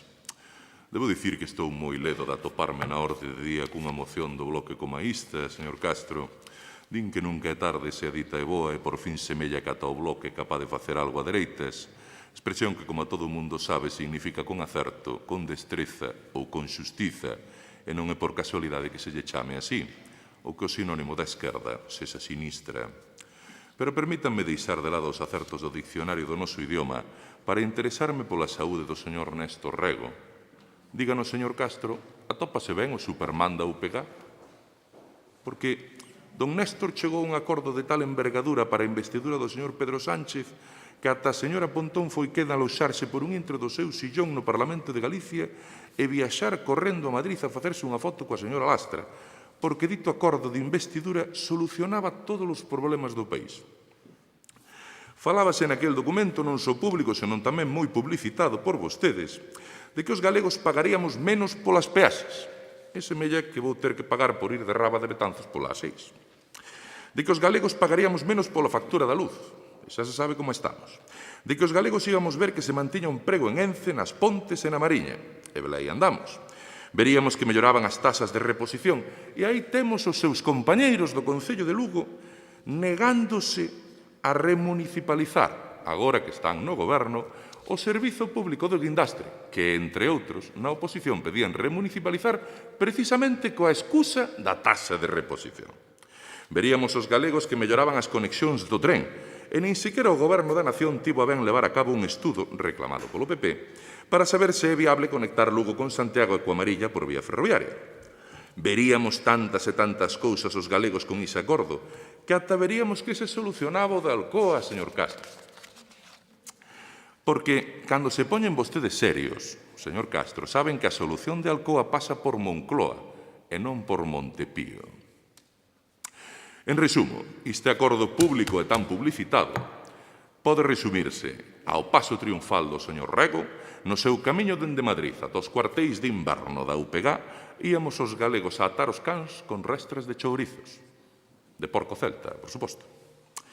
E non sei se é que lle mezclaron droga no colacao ao señor Rego ou se por erro aderezou os chocapics do almorzo con kriptonita, pero é certo que o barudo e viril señor Rego pasou de ser o superheroe que, il só, poñía deseonllos aos poderes mesetarios. Menudos poetas teñen vostedes polas redes sociais, señor Castro, lírica épica de calidade, sen dúbida. A ser un diputado máis pedindo, como os deputados do PP de Lugo, maiores inversións do Goberno da Nación na nosa provincia. Agardo que non sexa grave do señor Rego, aínda que os feitos semellan indicar que pode ser serio, pois o bloque pasou de botar peito nos madriles a defender nun pleno dista institución onde gobernan que a voz de todos ten que escoitarse na Moncloa. E por nós non vai quedar, señor Castro. O primeiro punto desta moción, solicitar ao Goberno de Estado, contemplando expresamente a rexeneración do firme nos tramos en peor estado. Como non imos apoiar iso, señor Castro? Mágoa que vostede nesta institución non faga escoitar tamén a súa voz para que os orzamentos de 2022 da Deputación contemplen a rexeneración do firme nos tramos en peor estado da rede viaria provincial. A ver se así o meu xefe e máis eu podemos deixar de facer turismo de fochanca. Segundo punto desta moción. reclamar ao Goberno de Estado que se prioricen a A74 e a A56. Como non imos apoialo, señor Castro? Mágoa que vostede nesta institución non faga escoitar tamén a súa voz para que a Deputación non mire a cor política dos alcaldes denantes de decidir se fai algo por un concello concreto ou non. Por certo, moitos cartos para Ribadeo e o deporte, pero Pacito segue sen vestiarios.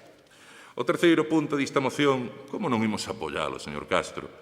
Se isto de pedir ao Goberno que se licite a obra do tramo que se corresponde co intercambiador que unirá a A54 ca Nacional 540 é algo que xa orzamentou un goberno do PP e que os seus socios de goberno nesta institución meteron nun caixón cando chegaron a poder na nosa nación.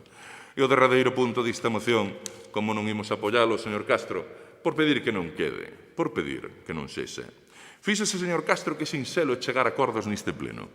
Cada vez que vostede lembre que esta institución, por moito que nilo insista o meu querido señor presidente, non é un ariete contra da Xunta, senón o espazo axeitado para traballar polos lucenses, cada vez que esqueza poñer a súa ideoloxía diante dos intereses dos veciños da provincia, cada vez que entenda que é perfectamente democrático poñerse a carón do Partido Popular nas reclamacións de interese para os nosos veciños, votaremos canda vostede.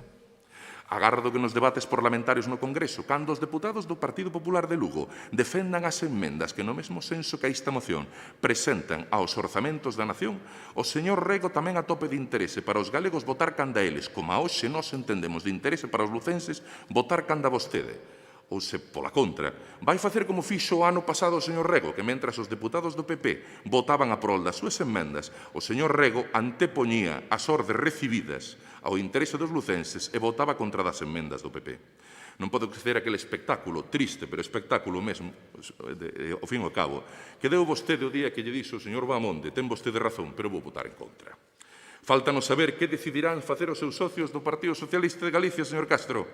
Vostede pensa que, por fin, tamén eles saberán facer algo a dereitas?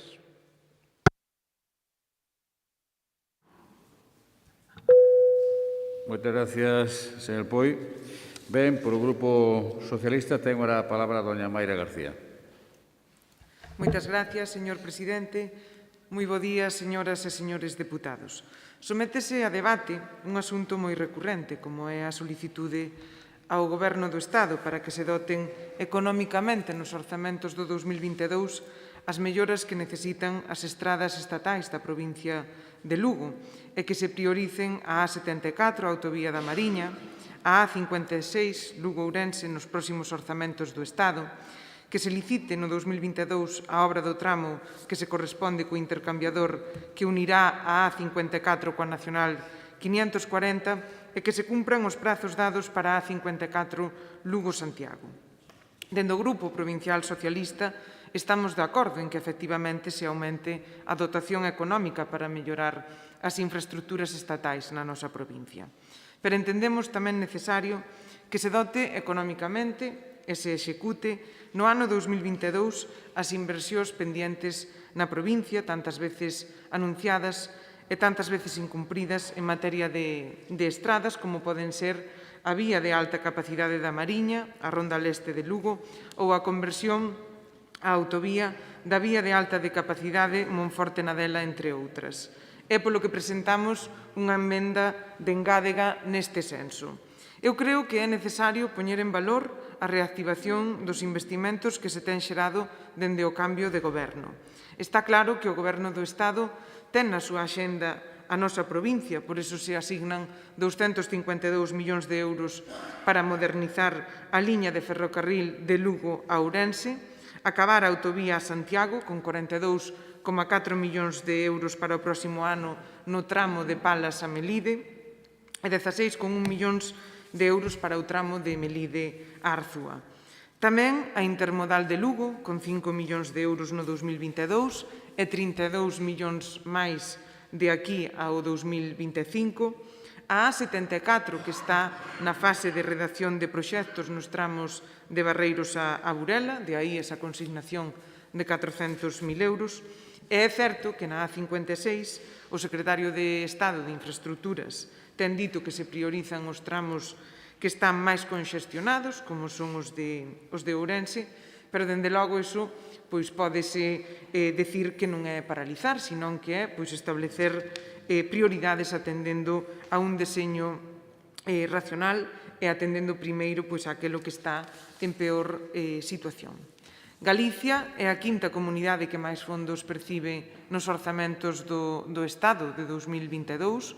O investimento na nosa comunidade representa o 8,3% do conxunto do investimento do Estado nas comunidades autónomas e compre lembrar que o noso Produto Interior Bruto representa o 5,2% e a poboación o 5,7% do total.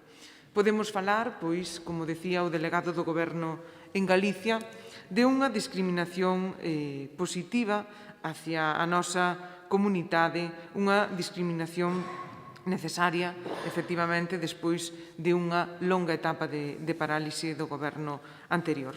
É certo que todos quereríamos ter unha disponibilidade de fondos ilimitada para poder atender todas as cuestións, pero uns orzamentos, sabémolo todos os que estamos aquí, ben seña os que temos responsabilidades de goberno ou na oposición, implican sempre un exercicio de selección, de dar prioridade a uns asuntos frente a outros, porque o diñeiro é limitado. Imagino que se o reparto destes fondos fose diferente e se o incremento en ferrocarril se producira en estradas, pois neste pleno estaríamos falando precisamente sobre a parálise da rede ferroviaria. Así que, pola nosa parte, estamos a favor de solicitar ese incremento ao Goberno do Estado, pero entendemos tamén que é de xustiza poñer en valor ese esforzo inversor que está a facer o Goberno do Estado ca nosa provincia e solicitamos, a implicación por parte da Xunta de Galicia tamén con ese esforzo inversor para todos os lucenses. Esperamos que a emenda de engádega que presentamos se acepte e, dende logo, estamos satisfeitos de que haxa unanimidade nun asunto, como dicía ao principio, recurrente e ao mesmo tempo de vital importancia para todos os lucenses. Nada máis e moitas gracias. Moitas gracias, doña Mayra. Segundo turno para don Efrén Castro. Ben, gracias, señor Poi, por deleitarnos con esa verba propia de outros tempos e tan poética, e tamén por poñer de manifesto o traballo do señor Néstor Rego. E para saber que o señor Néstor Rego está facendo ben as cousas na defensa dos intereses dos galegos e das galegas, a mostra é a obsesión que ten vostede por citalo nesta Cámara, pero non se preocupe, eu podo conseguirlle incluso unha foto asinada polo señor Néstor Rego para que este máis tranquilo con a súa obsesión e conozca por fin un deputado que traballa por os intereses dos galegos e das galegas. Por lo tanto, volvo a dar as gracias e siga o citando porque é certo que para ser un só desperta moita preocupación nas filas do Partido Popular e iso é que está facendo moi ben o seu traballo. Ben, tamén, xa que lle gusta falar como se estuveramos noutra época, pois tamén debería saber o que pasou noutra época con o Pazo e co Pacito e explicarlle aos lucenses por que non hai vestiarios no Pacito. E non hai, unha, porque cando construiu o Partido Popular non os fixo, e dúas, porque o fixo saltándose todas as normas urbanísticas que había naquele momento e que hai agora. Por lo tanto, aquilo está nun limbo urbanístico e que non se pode construir nada. E, ademais, vostede sabe. Entón, só conta as cousas como quere porque, claro, hai que tapar as vergonzas de que un goberno provincial se saltara as normas que o resto dos mortales tiñamos que cumplir, pero aquel pro home non o tiña que facer. Por lo tanto, por eso está. E, ademais, outra cousa, tanto merecen os veciños da capital como os de Ribadeo, como os de Sarria, como os de calquera outro concello desta provincia. Por lo tanto, vostede malgastou o tempo en falar do señor Rego, falar do Pacito e dedicou moi pouco tempo a reclamar infraestructuras que son vitais para os veciños e veciñas da provincia de Lugo. Por lo tanto, o interés que ten vostede e o Partido Popular en defender eso está moito máis preocupado de atacar ao señor Rego ou de atacar a min mesmo que de defender esos intereses. Eu agradezco o apoio do Partido Socialista, que incluso sendo un goberno deles, pois vai votar a favor da moción, e tamén, aunque vostede, con o seu estilo, anunciara ese voto favorable así daquela maneira, pois tamén lle lo agradezco porque sinceramente creemos que estas inversións son moi necesarias para a provincia de Lugo e son, aparte de necesarias, de xustiza. Levamos décadas de atraso nas inversións que teñen que ver coas infraestructuras de comunicación e, polo tanto, empuxando entre todos, deberíamos conseguir sacarnos desas décadas de abandono. Muchas gracias. Señor Castro, don Óscar, segundo turno. Vamos a ver, señor Castro. Dicir que o señor Rego traballa prol dos galegos votando en contra das enmendas a prol da provincia presentadas no Congreso só polo feito de que as presentado o Partido Popular é un xeito moi claro de ensinar a súa intención. Como tamén lle vou dicir con respecto ao Paciño que sí, foi unha cousa que se fixo mal, porque o Partido Popular recoñecemos os nosos erros.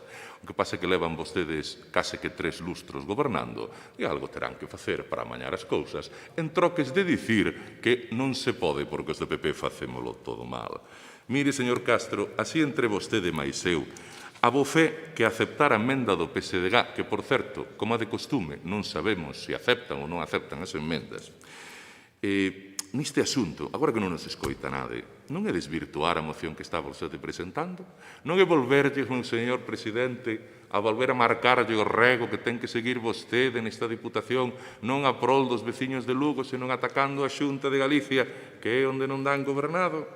Eu non sei como poden vostedes pretender que isto sexa un foro de debate de asuntos dos lucenses ou se é un ariete contra da Xunta. Por certo, algunhas das cousas que pide aquí nesta emenda o PSDG fanme, bueno, digamos que sorrir, porque nomear a Ronda Leste, que está paralizada por culpa do atasco do urbanismo no Concello de Lugo, bueno, hai que ter moita cara dura. E, bueno, nos temas dos problemas da vía de alta capacidade, o seu paso por Viveiro, seguramente sabe vostede máis, señora Mayra, que a min, entón, xa o vou deixar aí. Por certo, señor Castro, fíase vostede do que poda dicir ou deixar de dicir aquí os compañeiros do Partido Socialista neste asunto, porque quixera lembrarlle que fai un mes, o 9 de setembro, o Parlamento de Galicia aprobou, co voto do Bloque e do Partido Popular, demandar ao Goberno da Nación o arranxo da Nacional 540 e dita demanda non obtivo o apoio do PSDG. Nestas habituais teimas que teñen de dicir nunhas institucións unha cousa e noutras outras en función dos intereses que lles marcan. Non sei que máis lle podo dicir, señor Castro. Quixera saber exactamente se acertaba esta emenda e, en todo caso, dicirlle que para unha vez que vostede trae a este pleno algo que merece a pena para os veciños de Lugo, os do Partido Popular non imos dicir que non. A ver se se acostuma e para a próxima trae máis cousas. Gracias. Muchas gracias, don Óscar. Doña Mayra, segundo turno.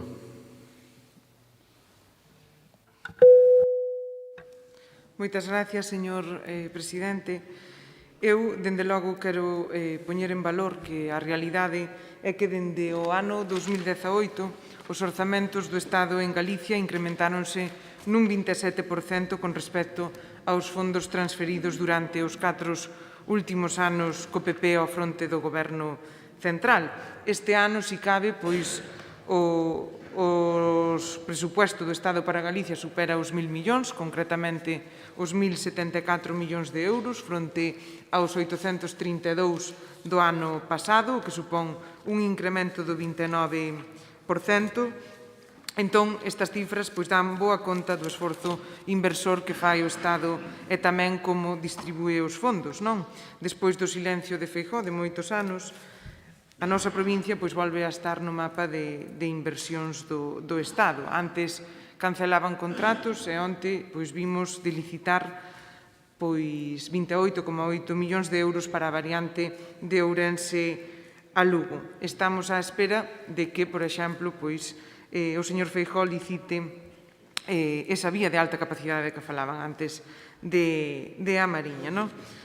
Por outra banda, o que dicía o señor Poi de desvirtuar a moción ou que é un ataque á Xunta, dende logo, eu non o entendo así, porque senón tamén se podería sobreentender que o que se propón pola parte do BNG na súa moción, pois é precisamente atacar o Goberno do Estado. Non hai ningún ataque, o que se trata é de unhas propostas que son beneficiosas para todos os lucenses e da mesma forma que é beneficioso mellorar pois, as infraestructuras estatais, tamén hai necesidades de estradas e de outras infraestructuras que son da Administración Autonómica, da Xunta de Galicia, e que tamén é preciso mellorar.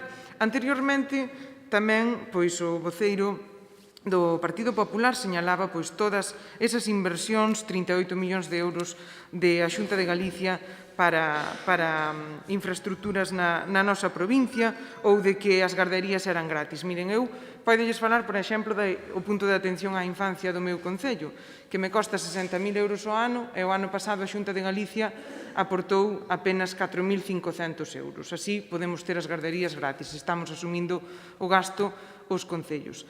A residencia de Trabada, un gasto anual de máis de $500.000 de euros, dos cales a Diputación pois, asume máis de 250.000 euros e o Concello 60.000 euros. Sin dúda, pois, dende logo é insostible e iso é o que fai que teñamos que decidir en que adicamos o diñeiro público que é de todos. Ao mellor non podemos adicalo ás infraestructuras porque o estamos adicando aos servicios. Polo tanto, me parece que hai que poñer en valor o esforzo que se fai dende o Estado na nosa comunidade e nos concellos galegos. Moitas gracias, doña Mayra. Xa para pechar o debate deste punto, ten a palabra don Efrén. Un minuto. Grazas, señor presidente. Ben, eu para pechar, xa o comentou a señora Mayra, pero eu creo que reclamar inversións a calquera goberno non é un ataque, é unha petición e unha exigencia, pero vostedes sabrán, e supoño que o toman con un ataque porque xa facendo voceiro o Partido Popular ven a decir que todas estas inversións que reclaman na emenda, pois que o Partido Popular non ten intención de atendelas. En todo caso, nós o que creemos é que as que traemos na moción e estas outras son vitais para os veciños e veciñas de Lugo e, polo tanto, este ente fai ben en reclamar a aqueles gobernos que son competentes en que esta provincia avance e deixe de estar a cola no que ten que ver con as comunicacións. Polo tanto, eu agradecer o voto favorable e reclamar a todos que sigamos pulando porque vertebrar a nosa provincia e que non nos quedemos atrás. Moitas grazas. Moitas gracias. Aceptou a emenda que presentou o Grupo Socialista? Moitas gracias. Entonces, sometemos a votación a iniciativa do BNG con esa engádega.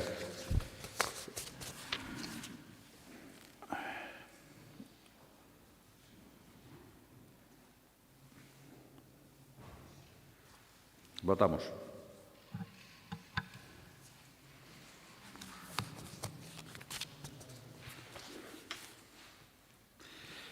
Votos emitidos 25, votos a favor 25, aprobase, por lo tanto, por unanimidade esta iniciativa do BNG.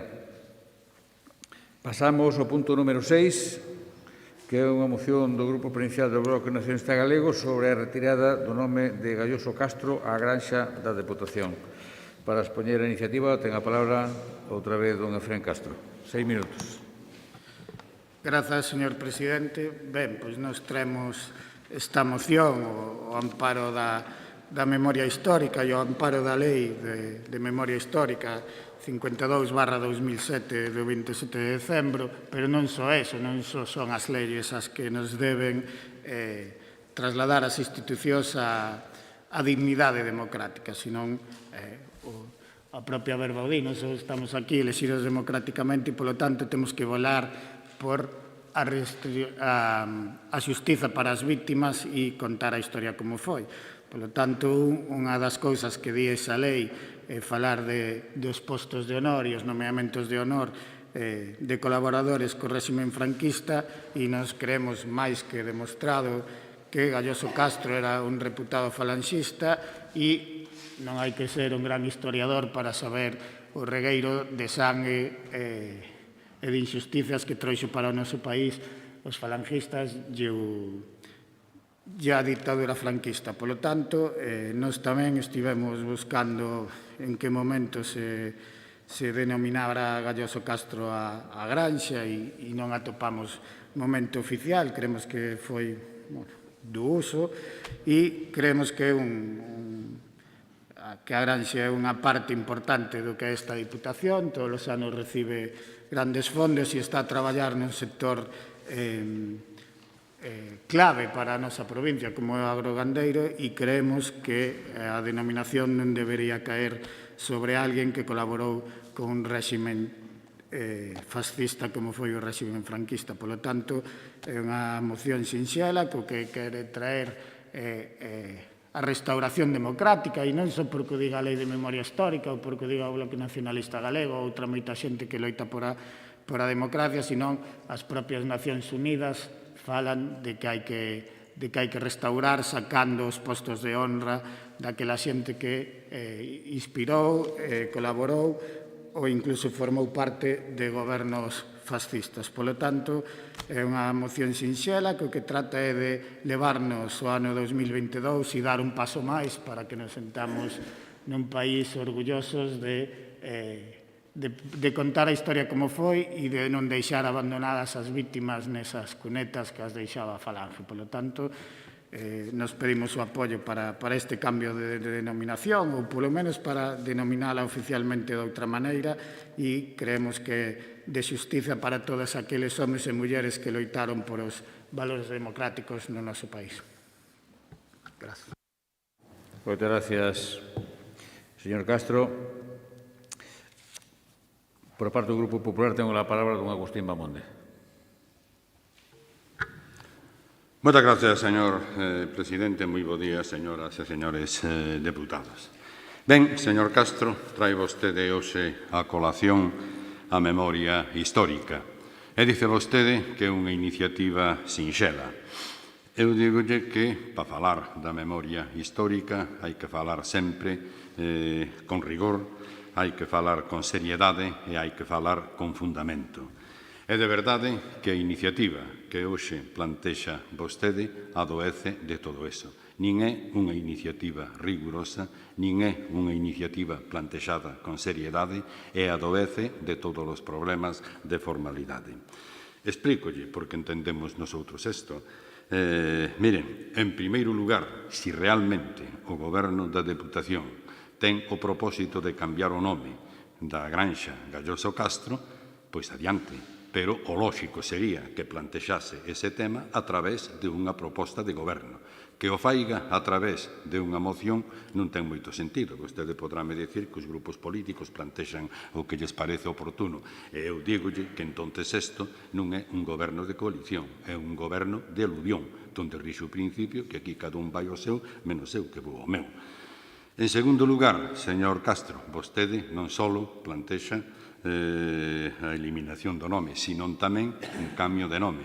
Home, eu pediríalle que abrira un período de reflexión ao respecto. A parte de que fonéticamente sona ben mal ese nome que propoñen, siquiera respeten a toponimia. Non pode ser centro universitario de Castro porque está ubicado en Castro de Riberas de Lea. Esa deberá de ser a denominación correcta que fixeran vostedes. Pero mire, sobre todo, non ten rigor porque ten un defecto básico. Ao optar polo modelo de moción de un grupo provincial, vostedes o que fan pura e simplemente é eludir de maneira total o procedimento, escapar de todo tipo de formalidade para xustificar o acordo que se toma. E aquí non estamos falando de un acordo puramente político, estamos falando de un acordo con trascendencia xurídico-material porque obriga a modificar un acordo anterior da Deputación e obriga a tomar outro. Lóxicamente, con eso, vostedes o que plantexan é, en primeiro lugar, dúbidas sobre a coherencia do equipo de goberno e incluso dúbidas sobre a validez deste acordo. Os acordos tomados a través de mocións moitas veces dependen únicamente da vontade de quen ten que executalo. E se o señor presidente non quere executar un acordo que se toma sin expediente, sin procedimento de ningún tipo, non sería fácil facelo. Pero deixando a marxe os problemas de legalidade, invoca vostede a Lei de Memoria Histórica, pero fai unha invocación xenérica. Mire, señor Castro, a Lei de Memoria Histórica non se aplica de maneira automática e de facto, Non se aplica porque o Bloque Nacionalista Galego dice que ten que aplicarse. Exixe que se xustifiquen os requisitos que determinan esa aplicación. Unhas veces a xustificación dos requisitos é sinxela e é fácil. Outras veces hai que dar explicacións. Por eso o procedimento é fundamental, señor Castro. O procedimento que establece o regulamento de honras da Deputación exige dous requisitos fundamentales, máis ou menos complexos según o caso, que é unha memoria explicativa de por que se outorga a honra ou por que se quita e unha xustificación de validez. Hai veces que a xustificación é sinxela, outras veces controvertida. Mire, o señor Galloso Castro é unha persona de trayectoria personal francamente notoria. Foi o primeiro director do Progreso de Lugo, foi tamén o decano do Colexio de Abogados de Lugo, foi presidente do Círculo das Artes, puxo en marcha o Hospital de San José, é unha persona moi apreciada na Terra Chá, moi especialmente na zona de Castro Cospeito ou Pastoriza, porque aparte da Granxa Galloso Castro tamén impulsou o Instituto de Colonización, o Fogar Escola, pero moi especialmente porque é o responsable da modernización e do impulso do sector agrogandeiro de esa zona que o convirte en punteira en Lugo, en Galicia e en España na produción de leite. Mire, a pesar de todo eso, nosotros podemos admitir que se lle pode aplicar a Lei de Memoria Histórica. Pero, señor Castro, tennos que dar algunha explicación, algunha xustificación do cumprimento de esos requisitos. Oiga, acaso fala vostede de que era falangista o señor Galloso? Eu non o sei. Nin sei tampouco se o señor Galloso Castro era un represor. Non sei tampouco se era un instigador do réximen. Non sei se foi unha persona que propiciou a confrontación. Lóxicamente, son elementos que deben de ser explicados de maneira acreditada e de maneira debida. Por eso, para poder tomar unha decisión, lle pedimos que, por respeto á seriedade desta institución, que debe de cumplir os seus propios procedimentos, por respeto á aplicación da Lei de Memoria Histórica, para non convertir este debate en unha liorta puramente política, senón nunha aplicación dun precepto legal, por respeto á propia cidadanía, vostedes deben de facer as cousas ben. Traiga unha proposta debidamente fundamentada que xustifique as razóns polas que hai que facer ese cambio. Explíquenos que circunstancias concurren na persona do señor Galloso Castro que xustifican a aplicación da Lei de Memoria Histórica e nosotros discutiremos ese tema. Senón, o que nos parece é que vostedes queren aplicar o concepto orwelliano da historia. Tratar de controlar o pasado para, a través do pasado, controlar o futuro. Mas nada, moitas gracias, señor presidente. Moitas gracias, don Agustín. Por o Grupo Socialista ten a palabra don Roberto Fernández. Bos días a todas e a todos. Segundo a información da que dispoñemos a día de hoxe, tendo en conta que nin o texto da moción nin a intervención do voceiro do BNG aportou nada novo con respecto aos datos que tiñamos, este Grupo Provincial non vai a apoiar esta moción. E vou explicar os motivos que nos levan a tomar esta posición, que son basicamente dous. Por un lado, a Lei de Memoria Histórica, a Lei 52/2007 do 26 de decembro, que, según se expón na moción, esta lei que impulsou un goberno socialista quere recoñecer e ampliar os dereitos e establecer medidas en favor de quenes padeceron persecución ou violencia durante a Guerra Civil e a dictadura franquista. Establécese tal no artigo 15. No punto primeiro da lei, artículo 15, establécese que se tomarán as medidas oportunas para a retirada de escudos, de insignias, de placas e outros obxectos e mencións conmemorativas de exaltación persoal e colectiva da sublevación militar, da guerra civil e da represión da dictadura. No punto segundo dese mesmo artigo, inclúese que o previsto no apartado anterior non será de aplicación cando as mencións sexan de estricto recordo privado e non exista exaltación dos enfrentados ou cando se concorran outras razóns. Deste xeito, aplicando o sentido común e facendo unha interpretación sensata, o texto orixinal desta lei non parece indicar que vaia dirixida á condena xeralizada e automática de todos e cada un dos cargos políticos dos 40 anos de dictadura. Entendo que é aplicable neste caso establecido no punto 2 do artigo 15. A condena e censura non vai asignada a un cargo, senón a unha acción. É dicir, habería que probar conexión coa sublevación, participación na guerra civil ou participación na represión. Esta moción non aporta elementos neste sentido porque non ofrece dato algún sobre a figura de Gayoso Castro, nin, polo tanto, se argumenta acción algunha levada a cabo por esta persoa na súa etapa de alcalde de Castro de Rei e presidente da Deputación Provincial. Pola nosa parte, é certo que nos gustaría ter máis información sobre Gayoso Castro, pero, segundo os datos cos que contamos, estáse a avaliar a presencia do seu nome nun proxecto que non se teria executado sen as decisións desta persoa.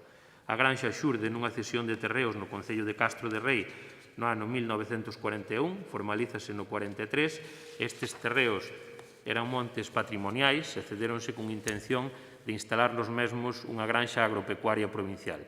O Concello de Castro de Rei non tiña recursos para poñer en funcionamento tal proxecto e a cesión dos terreos iniciou unha nova andaina que referenciou Castro como un dos centros de desenvolvemento agrario e gandeiro nun momento no que na maioría das ganderías familiares desta provincia o máximo de animais cos que se contaba eran 3 ou 4 vacas. Esas 3 ou 4 vacas eran o sustento principal das familias. Era necesario un proxecto desas características nese momento e a granxa que ali se desenvolveu posteriormente axudou ao crecemento desta provincia a nivel agrícola e gandeiro. Por tanto, avaliando as decisións e información que temos de José Gayoso Castro e tendo en conta a finalidade da Lei de Memoria Histórica, non atopamos relación nin coñecemos datos que relacionen este proxecto e a posible implicación directa de Gayoso Castro na sublevación, na guerra civil ou na represión. Nin atopamos datos persoais de Gayoso Castro que avalaran fora deste proxecto a súa participación na represión. Cabe recordar que esa acción estaba ideada nese momento polos gobernadores militares e derivada por estes aos gobernadores civís. Non parece que os presidentes de deputacións tivesen un papel de primeira liña nese momento. Se existen, en todo caso, eses datos desa participación na sublevación, na guerra civil ou na represión, agradecemos que se poñan en coñecemento e valoraremos a nosa posición.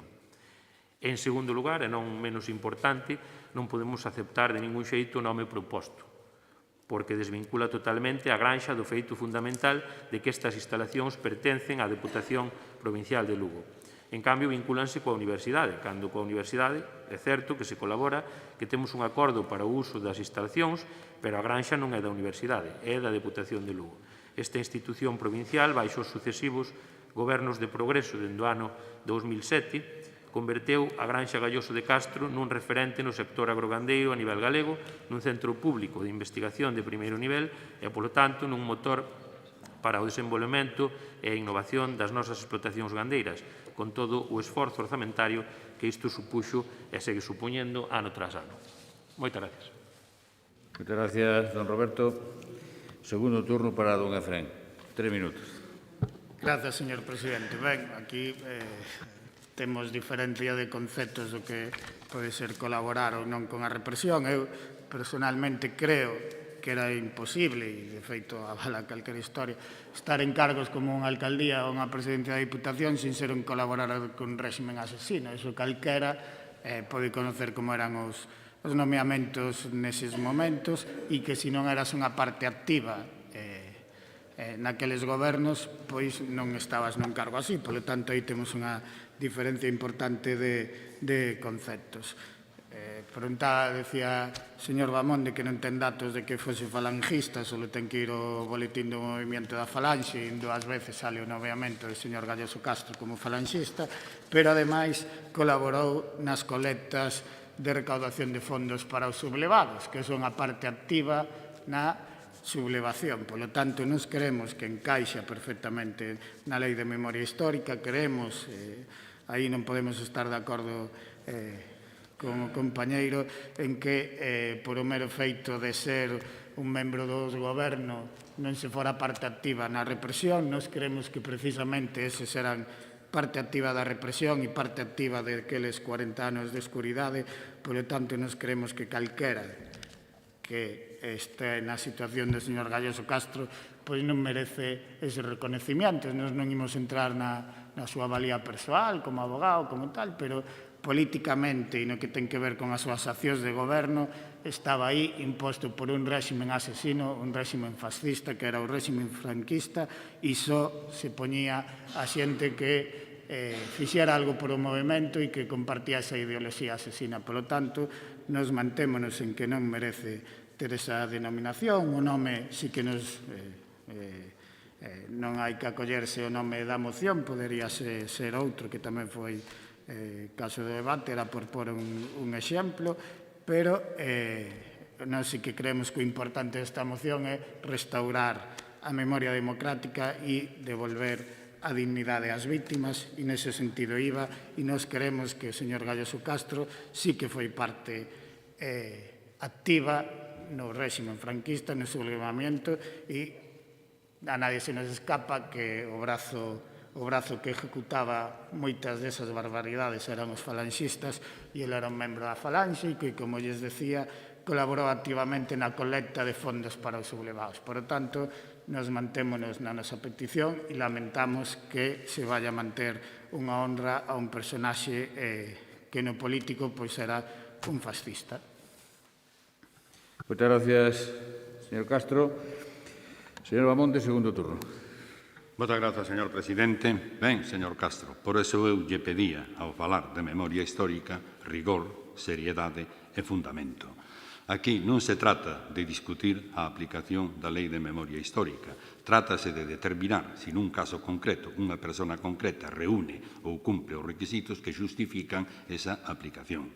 A interpretación que nosotros facemos, que coincide polo que vexo coa afirmación que tamén manifestou o voceiro socialista, é que esa circunstancia non está acreditada na iniciativa que vostede presenta. Por eso tamén lle falábamos da importancia do procedimento, porque no procedimento sí que obriga a traer unha proposta razonada donde se expliquen as circunstancias polas que se quere tomar ese acordo. Eu coincido plenamente co que decía o voceiro socialista no feito de que a mera circunstancia de haber sido nomeado polo réxime franquista non significa necesariamente a aplicación da lei. Lle parece a vostede razoable, señor Castro, que unha persona poda ser condeada á pena de interdicción pura e simplemente por haber vivido a época que lle tocou vivir? Parecelle razoable que borremos da memoria o nome de unha persona e ao mesmo tempo vampiricemos a súa obra, nos quedemos co que el fixo e que o aproveitemos. Eu creo que, lóxicamente, hai que facer esa justificación. Eu non poño en dúbida o que me dice vostede da pertenencia á falange deste señor nin de outras circunstancias, pero, señor Castro, a mí non me vale nun debate para tomar un acordo que simplemente o diga vostede. Hai que acreditalo, hai que justificalo, traiga vostede esa justificación.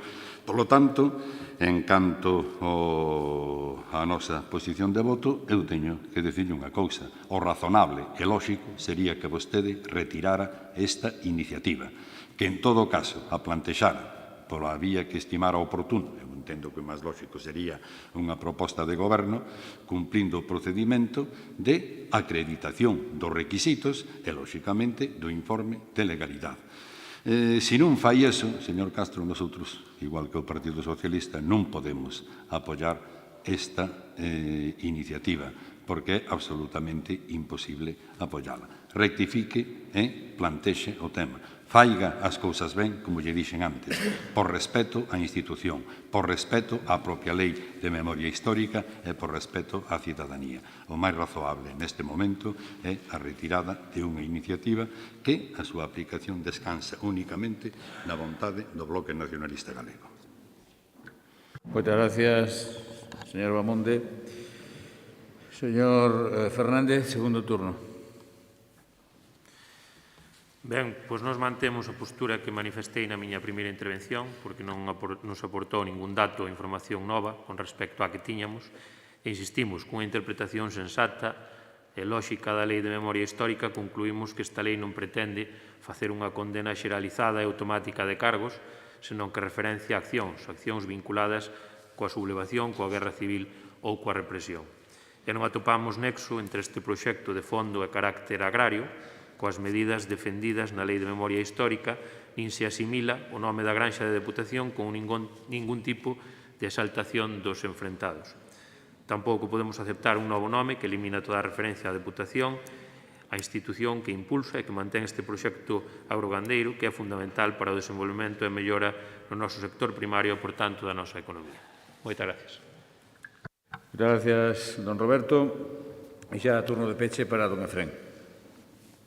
Ben, señor Bamonde, decía se lle parecía xusto que a alguén se lle borraba o nome pola época na que lle tocou vivir, o que me parece injusto, e de feito son crímenes de lesa humanidade, e que pola época na que che tocou vivir e polo que pensas estés enterrado nunha cuneta. Eso sí que é realmente injusto. E, como lles decía, é o emenda maior do criterio dos dous grupos que dixeron que se podía ser cargo de un goberno asesino e fascista sin defender esos valores. Eu creo que eso non ten lógica ninguna e, ademais, era membro reputado da Falanxe, que era o brazo executor das maniobras máis atroces dese goberno e, ademais, colaborou nas colectas para os sublevados, e iso colaborar activamente no golpe, colaborar activamente na represión, e eu nego ese franquismo blanqueado que querían plantear aquí. Todos os que formaron parte dos gobernos franquistas foron colaboradores dos asesinatos do réximen franquista. Muchas gracias, don Efrén. Sometemos a votación este punto número 6. Votamos, mellor dito.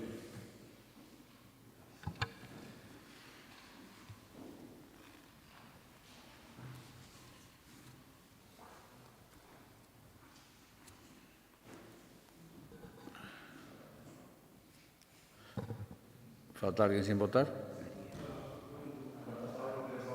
Perdón, deixou o pleno xa, non? Moi ben. Bueno, entón somos 24, votos emitidos 24, a favor 3, en contra 21, queda rexeitada esta proposta.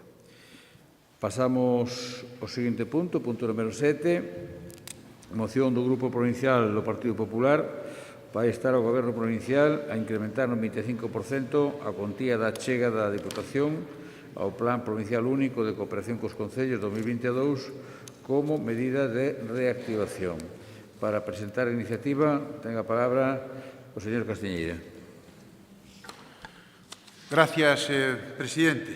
No debate das competencias aquí, pois sempre temos as nosas opinións, pero neste caso, nas mocións que trae hoxe o Partido Popular, dende logo que ese debate xo sobrepasamos. Precisamente, pois estamos a falar de unha das competencias máis importantes que ten a Diputación de Lugo, que é a asistencia e a cooperación aos concellos. En este caso, moi especialmente aos concellos máis pequenos, que son os que máis dificultades tenen precisamente para dar mellores servicios e para ter máis inversións. Nestes últimos 14 anos, aproximadamente, que leva de goberno a esquerda na Diputación de Lugo, PSOE e BNG gobernaron baixo criterios que son moi particulares. E, dende logo, non os criterios que necesita esta Diputación de reparto, precisamente pensando neses concellos pequenos. Pero non é que o diga Javier Castiñeira, nin o que o diga o Partido Popular. Dícese no anteproxecto de informe do Consello de Contas que existe un reparto claramente subxectivo e partidista durante estes 14 anos. O informe, supoño que o terá a Diputación, pero, se queren, deixámosllelo nosotros porque o temos aquí e leímolo. Tivo que haber un choque de intereses persoais e intereses partidistas para que se reduciran eses criterios obxectivos dos que fala o informe e ter que entrar o Partido Popular, ter que irse o BNG do goberno para que nacese o Plan Único. Sei que non lle gusta, señor Castro, pero iso é así. Hai que irse o ano 2016, cando nesa bancada estaban vostedes acusándose de non cumplir os pactos, había piropos dos mesmos diputados de uns a outros, os capítulos aqueles do alcalde de Pol co señor Martínez eran verdadeiramente estupendos, para que, efectivamente, despois desa moción de censura fracasada, chegase a man do Grupo Popular de Elena Candia, que gañara as eleccións naquel momento e que a privaran de ser presidente da Diputación precisamente por ese pacto, para que o daquela presidente Campos puidese salvar a legislatura. E para iso, o Partido Popular exixeulle un plan único de 20 millóns de euros e, ademais, tamén un plan de estradas de 15 millóns de euros. E, sobre todo, elaborar ese plan con criterios obxectivos que marcaba incluso a FEGAN naquel momento. Señores do BNG, é así. Vostedes saíron e entra o plan único. Vostedes salen e o plan único trae criterios obxectivos. Non se reduceu a cero. Siguen facendo exactamente o mismo. Ademais, estou incluso seguro de que se vostedes non tuvesen un desgaste político tan grande, reducirían o plan único prácticamente ao mismo. Porque a vostedes o que lles gusta é o que estamos a falar, o que dixemos antes. Eses convenios a dedo. 12 para o BNG, 4 concellos, 0 para o Partido Popular, 32 concellos. O Partido Popular pideu para todos, vostedes piden para sí mismos. Ese é o criterio de reparto do partido do BNG, que, además, leva demostrando tamén aquí o Partido Socialista. Pero, afortunadamente, o plan único é insustituíble. E, como é insustituíble, eu creo que temos que pensar en que o plan único sexa ese revulsivo precisamente que necesita esta provincia, xa que vostedes non fixeron absolutamente nada, non deron axudas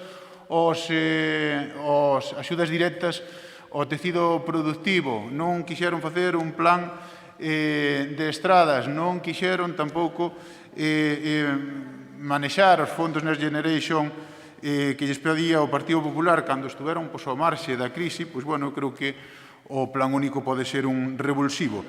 E pedimos unha cousa que é moi sencilla, que é que cumplan os seus propios as súas propias propostas. No pacto de investidura dixeron que iban a subir un 25% o plan único, ata agora non o fixeron. En 5 anos o plan único sube un 7,5%, pasou de 20 millóns a 21,5, o sea, a razón casi de 1,5% por ano, o cal é insignificante. Pedímoslle que agora é o momento da recuperación, que sería un momento estupendo para cumplir esas promesas, e, dende logo, eu creo que lle estaríamos agradecidos non nesta bancada por aprobar a nosa moción, que, dende logo, estaría ben, sino en todos os alcaldes da provincia, os 67, non os 4 seus do BNG, nin os 26 do Partido Socialista, os 67, de todos os partidos aquí representados e tamén aqueles que non tenen voz por partido, neste caso, que son aqueles que están por independentes. Polo tanto, entendemos que sería moi bo para a recuperación e entendemos que isto sí que é unha competencia propia da Diputación de Lugo, é unha cuestión de vontade. Noutras diputacións o están a facer, están incluso, a parte da propia de subir o plan único, o plan concellos, tamén fixeron planes de recuperación e, polo tanto, eu creo que é o momento de facer algo pola recuperación e non só esa campaña de eslogans e de propaganda que tanto lles gusta. Moitas gracias, señor Castiñeira. Doña Teresa Ferreiro, ten a palabra.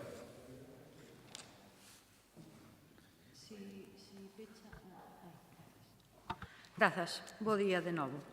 Esta moción que hoxe presenta o Grupo Provincial do Partido Popular é unha mostra perfecta do comportamento que hai do PP cando goberna unhas administracións ou goberna outras ou está na oposición noutras. Ven aquí autoproclamándose autores do plan único. Eu digolle que a forza aforcan. Estando na oposición as cousas vense dun xeito e estando no goberno vostedes fan outro. Un exemplo máximo que temos á vista de todos os días é que a única deputación que vostedes gobernan, a Deputación de Ourense, é a única de todo o país que non ten plan único. Eu non sei se vostedes non son capaces de conectar co señor Baltar ou o señor Baltar vai por libre e non fai a política que diseña o Partido Popular. Non sei, é un problema que vostedes terán que arreglar que eu non me non me meto. Pois sería moi importante que a Deputación de Ourense tamén fixera un plan único para que todos os concellos tuveran un reparto equitativo e igualitario independentemente da súa cor política. Eu o que si vexo é un certo nerviosismo por parte do Partido Popular cando se refire ao BNG, sacando aí historias que se ao pegar. A verdade é que o señor Poi case que hoxe o vou a propoñer para darlle un título de generalísimo dos alcumes, porque ante a falta de argumento, pois o único que se dedica é poñerlle alcumes a compañeiras e compañeiros do BNG. Señor Poi, tranquilícese, home, que a ver, ao final, os do BNG tamén somos boas persoas. Facemos política, equivocaremos ou non, pero facemos política, non facemos tanto partidismo e, sobre todo, non alcumamos nin facemos aí, películas. Hoxe traen aquí un aumento da porcentaxe para o plan único, que, como ben saben vostedes, desde ese comenzo da súa aplicación xa se ven a facer, e desde logo que este goberno é seguir nesa liña. E máis, dígolle que este goberno incluso podería subir esa porcentaxe para o plan único se vostedes asumiran esa responsabilidade que é gobernar o país, gobernar desde a Xunta de Galicia. Porque, mire, se asumiran a responsabilidade desas competencias que se están asumindo desde a Diputación, como pode ser unha residencia de maiores, que son unha competencia da Xunta, a prestación dunhos servicios públicos para unha atención a esas persoas maiores que non teñan que depender de empresas privadas que se dedican a sacar beneficios do cuidado dos nosos maiores e que precisamente nesta pandemia vimos o que acontecía aí dentro e que ainda non houbo, houbo aí un intento de dimisión, pero aquí todo sigue igual. Porque a Xunta de Galicia, en vez de axudar e de facer, asumindo esa responsabilidade de prestar eses servicios públicos aos nosos maiores, o que fai é privatizalos e darlles beneficio ás empresas amigas. Pasa igual co patrimonio histórico-artístico, porque nesta provincia, gracias ao Museo Provincial e á rede museística, que son as que cuidan e incluso teñen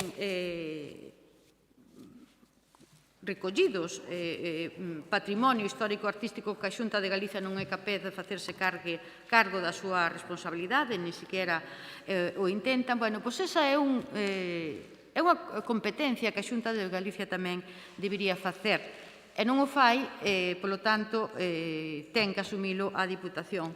Por certo, e agora, permítame lembrarlles aquí que non hai moito falamos de unha situación que ten un ben patrimonio moi importante da nosa provincia, como é a Torre de Caldaloba, que non sei se lembra que vostedes traen aquí unha proposta para que a Diputación axudara a súa compra para poñela a disposición do Servicio Público da Xunta de Galicia, que a Xunta de Galicia iba invertir non sei cantos miles de millóns de euros para a súa recuperación, que iban facer ali non sei cantas cousas. Como vai ese tema, señor Castiñeira? Podía darnos explicación, porque a verdade é que así tamén nos enterábamos do que está facendo a Xunta de Galiza. Por certo, teñolles a agradecer, efectivamente, as louvanzas dun plan único. Por iso, desde o BNG, a nosa compañeira, a nosa voceira nacional, Ana Pontón, propúxolle ao presidente da Xunta, ao señor Feixóo, do Partido Popular, que precisamente se elabore unha lei consensuada co Afegán que regule a participación nos ingresos de Galicia dos concellos galegos, e na que se clarifique a participación anual e os criterios de reparto co obxectivo de rematar con esa discrecionalidade o partidismo e o método do amiguismo que todas sabemos que practica a Xunta do Partido Popular. 72,2% dos 488,5 millóns que a Xunta destina o vindeiro ano ás entidades locais e van a ser distribuídas de maneira discrecional no ano. E máis, pretende repetir ese método do amiguismo co reparto dos fondos públicos. Xa o avisaron vostedes na última convención do PP. Os concellos que voten ben terán máis recursos. Os que voten mal, os que non voten ben, terán menos recursos. Sigo no segundo. Moitas gracias, doña Maite. Ben, ten agora a palabra polo Grupo Socialista Dona Pilar Porto. García Porto. Digo porque a veces nos olvidamos de algúns apellidos, a veces os pais, a veces as nais, e non é correcto. Por iso hai que dicir o nome para poder ser completo.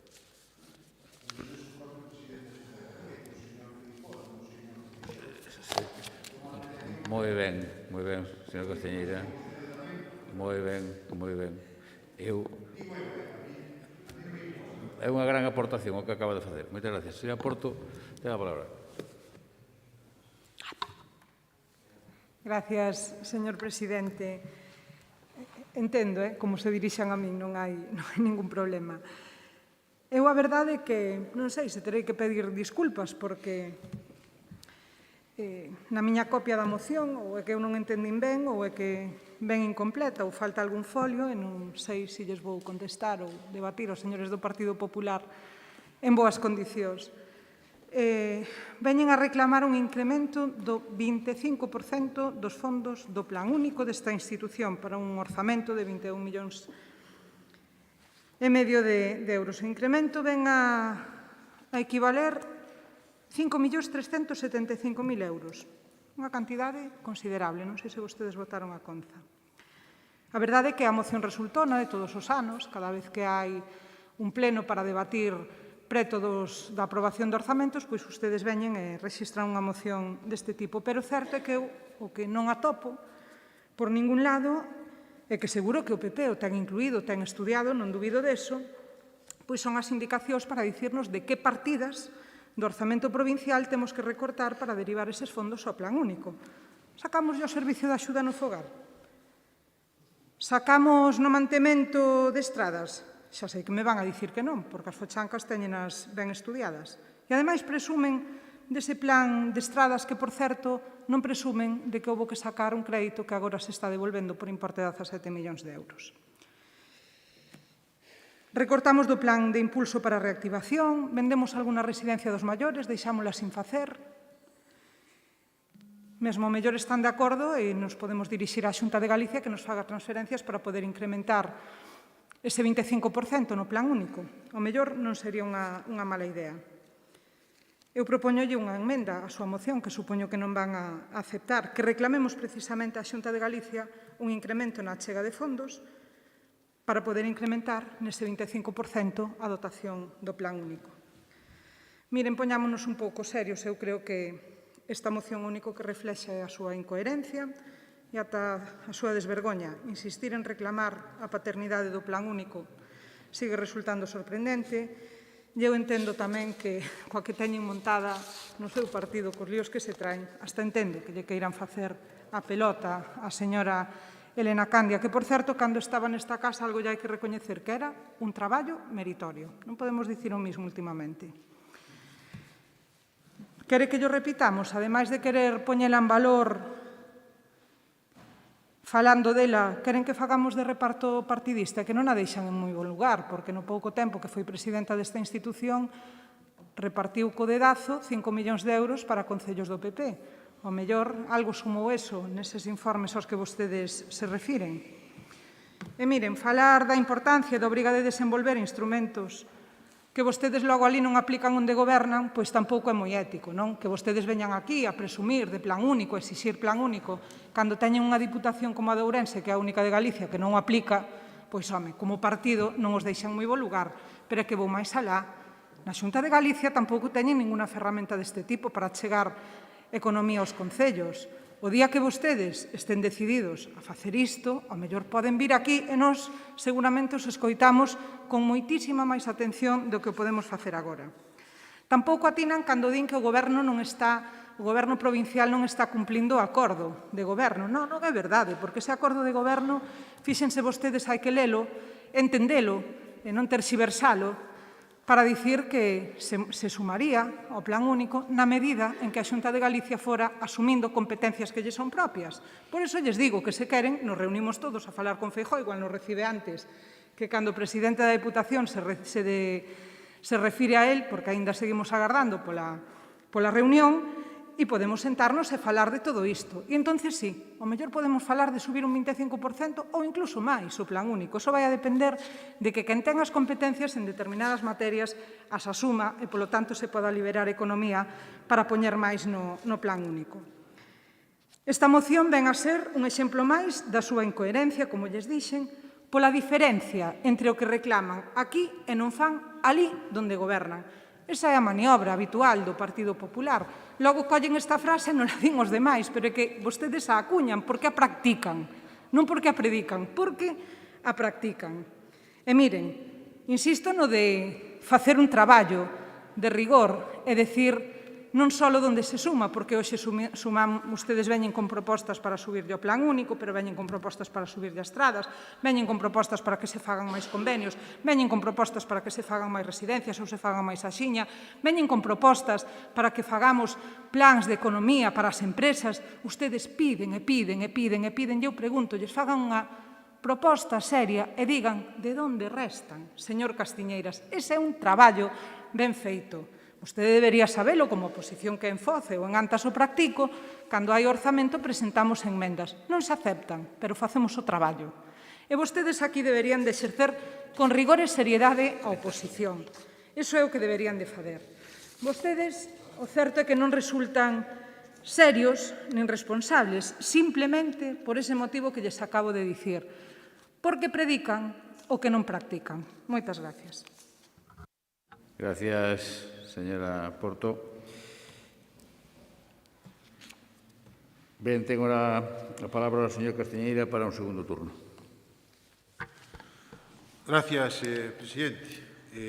Nós non vamos a cambiar os nombres. Eu non lle vou a chamar a señora Porto, señora Peirao, nin lle vou a chamar a señora Ferreiro, señora Herrero ou Ferrero. Nós vamos a chamar a xente como está no seu DNI. Entendemos que é unha falta de respeto. Mire, de onde o quitan, señora García Porto? Pois xa lle dixemos varias veces, e ainda lle dixemos o outro día, ainda lle dixemos varias veces. Teñen 5 millóns de euros para convenios de presidencia, que usan para dar a dedo aos alcaldes, como dixemos antes aquí. Usen eses 5 millóns de euros que son precisamente o 25% que vostedes prometeron. Vostedes prometeron. Mire, non diga nin matice. A Voz de Galicia, despois de que vostedes firmaran o pacto, entre los compromisos tamén se incluye incrementar el porcentaje del plan único para los municipios en un 25% y disolver la sociedad pública mercantil Suplusa. Sin ningún filtro. Vostedes, aquí está a señora Ferreiro, vicepresidenta, e o señor Tomé. Entonces, si minte a Voz de Galicia, creo que tenen que dicirlo a Voz de Galicia. Señora Ferreiro, mire, xa non lles chega aquí con instar á Xunta, que agora queren instar na Diputación de Lugo, a que a Diputación de Ourense faga o que quere o PSOE e o BNG da provincia de Lugo. Bueno, isto xa é bastante cómico. Mire, Ourense, por dicir algo, plan de recuperación 21 millóns de euros, vostedes cero. Plan de recuperación de Ourense. Pero vostedes, xunta, e outra vez xunta. E nosotros xa lle repetimos. Nós dicimoslo, Lugo, e outra vez Lugo. Déixese da Xunta de Galicia e defenda o que vostede mesmo prometeu.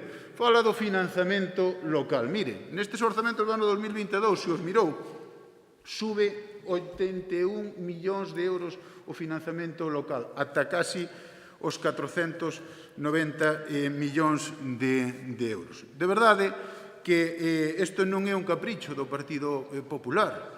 Isto estaría moi ben visto por todos os alcaldes. O Partido Popular dedicouse precisamente a ir polos sitios para falar cos alcaldes que vostedes decían antes e escoitalos. E todos, dun lado e do outro, nos dicen que efectivamente sería unha magnífica idea. Téñeno vostedes aí nalgúns dos seus grupos.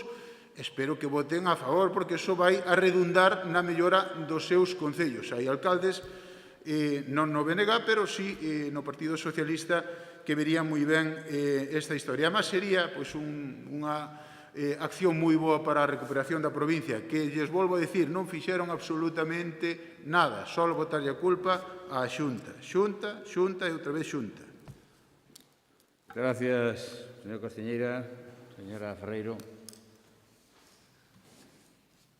É curioso, señor Castiñeira, que se... Espera que yo voy. ¿De outra vez? Sí, Ahora, no. Sí, sí. Sí, ben, que se enfada vostede porque sacamos aquí a colación a Diputación de Pontevedra, de Ourense, perdón, porque é unha diputación gobernada polo Partido Popular desde hai moitos anos, e que llevamos a facernos? A xente elixe o que elixe, non o dicen vostedes sempre, claro. Pois mire vostedes, a Diputación de Ourense, según un informe do Consello de Contas, concede o 84% das subvencións a dedo, coa finalidade partidista. Esa sí que é unha mostra do caciquismo máis vello e máis rancio de toda a vida que utilizou o Partido Popular. E dice que poñemos ese exemplo, esa diputación é curioso, porque hai un cachiño que o señor Balado falaba de que os caixeiros pasaban en toda España, pasaba en Valladolid, pasaba en Zaragoza, pasaba non sei onde. Home, ustedes vanse ainda máis longe, e falaban hasta de Europa, que eu, a fin de contas, o BNG quedámonos en Ourense, non chegamos tan a longe. Debe ser que non temos esa amplitude de miras que vostedes dicen que sempre teñen. Voulle dicir unha cousa do traducción e o dos cambiar os nomes. Por deixalo caer, que non é unha cuestión que me ofende, pero aquí o que eu propuxe nomear o generalísimo dos alcumes, a min teme chamado, pois desde señora Herrero, Maritere e María Teresa. Non sei se el representa o Partido Popular, señor Castilleira. Dígallo vostede que o ten aí detrás, e agora, ademais, que vai ser o segundo voceiro, pois non sei se representa al mismo a ese cabreo perpetuo que ten contra o BNG e esa gana de poñerlles alcumes aos compañeiros e ás compañeiras do BNG.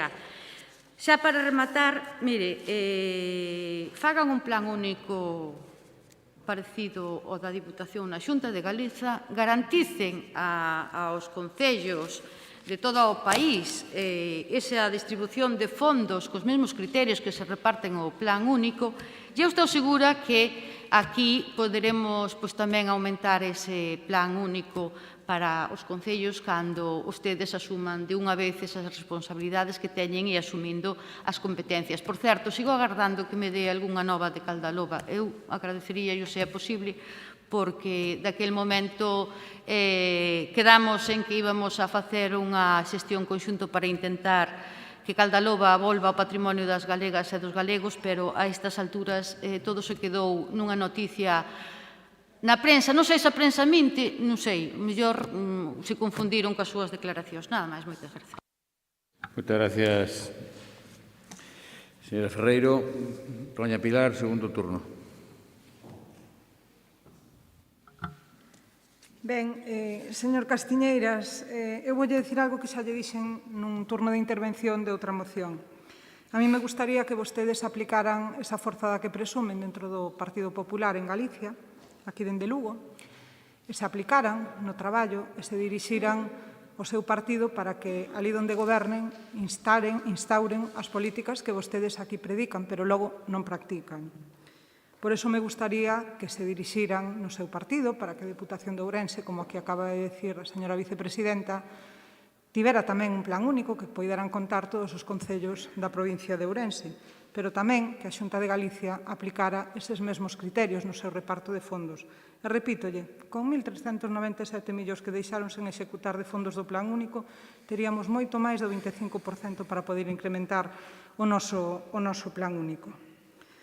Senón, do contrario, pois non sei se ustedes están apoiando máis esas políticas que se practican dende a Xunta de Galicia de sacar as subvencións para as empresas, para os concellos, etc., pola noite, con apenas un marxe de 10 minutos de prazo para presentar as solicitudes que, home, en todo caso, cheirar, cheira.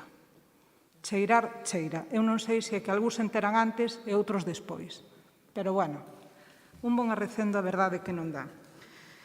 E dito isto, me gustaría que lle pediran, como lles digo, ali donde gobernan e donde teñen responsabilidades, con mesma forza e con mesmo ímpetu, o que aquí pretenden exixir, pero sin credibilidade.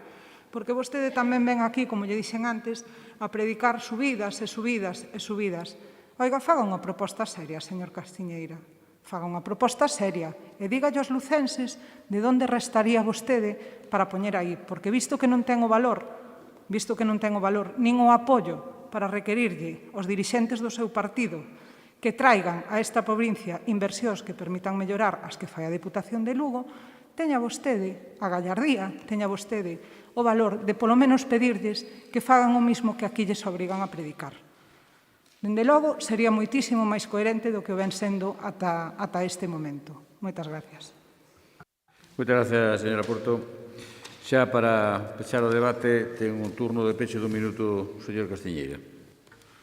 Señora García Porto, como vostede se dedica a ler o que lle poñen aí, pois non escoito o que eu lle estou a dicir. Estou a dicir que quiten os 5 millóns deses convenios a dedo que firman nas xuntas de goberno ano tras ano, que van a aprobar dentro de poucos días outras, xa verán como van a aprobar. Pero escoite, faga eso. Señora Ferreiro, non mire os informes dos demais, mire os seus. Este é o informe que hai sobre a Diputación de Lugo do Consello de Contas. Mire e xa verá o que dice primeiro, antes de criticar os demais, pois intente resolver pois as súas deficiencias, que son moi grandes. Recórdolle esa proporción. BNG, 12 convenios con alcaldes nacionalistas cando tenen 4 concellos gobernados. O Partido Popular 0, hai 32 concellos gobernados polo Partido Popular. Pero remato, pois, igual que empecé. As competencias son propias desta Diputación, que é a cooperación cos concellos, especialmente cos máis pequenos. Gracias a ese acordo Partido Popular-PSOE hai plan único. Evidentemente, o que lle pedimos é que cumplan o que vostedes mesmos lle prometeron a todos os lucenses, que é subir o 25% o plan único, que sería moi interesante para todos e, dende logo, para toda a provincia que se vería beneficiada. Moitas gracias. Gracias. Moitas gracias, señor Castiñeira. Deixeme que lle diga unha cousa, porque está ben que usted se empecine nunha cousa, está ben, se usted o quere, pero, ademais de ler un xornal, que está moi ben ler os xornais, sería bo que lera o texto literal do acordo, o que se firmou. E mire a ver se dice o que dice ou o que dice vostede, que por moito que o repita, que dá igual. Se se quere seguir engañando, dá o mismo, si saca o xornal, que dá igual.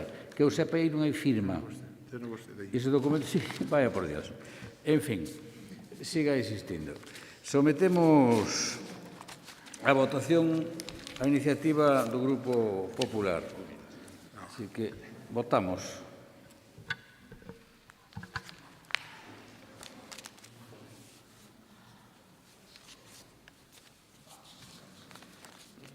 Votos emitidos 24, a favor 11, en contra 13, hai unha abstención técnica, que o señor que marchou, porque o pleno estuvo.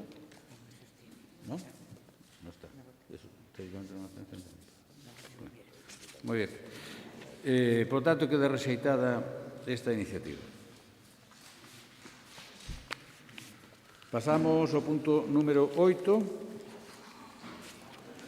que tamén é unha moción do Grupo Provincial do Partido Popular para instar ao Goberno da Diputación a repavimentar e mellorar a estrada LU P1611 cinto comarcal. Esta iniciativa a vai a expoñer don José Ángel Santos. Ten a palabra. Gracias, señor presidente. Bos días a todos e a todas. Desde o Grupo Popular traemos a debate deste pleno esta moción instando a este desgoberno da Deputación a repavimentar a estrada LU P1611 apelando á sensibilidade de ambos grupos, se ainda lles queda algunha, a que vexan a realidade da provincia cando falamos do penoso estado de parte da rede viaria provincial. Trátase dunha vía intermunicipal con un total de 131 km e que une 11 municipios, coñecida como o cinto comarcal. Unha das estradas máis importantes da provincia, dado que vertebra o interior da mesma, que en algúns tramos, como é o caso do de Begonte, Friol, Guntín, o estado do pavimento é pésimo e lamentable.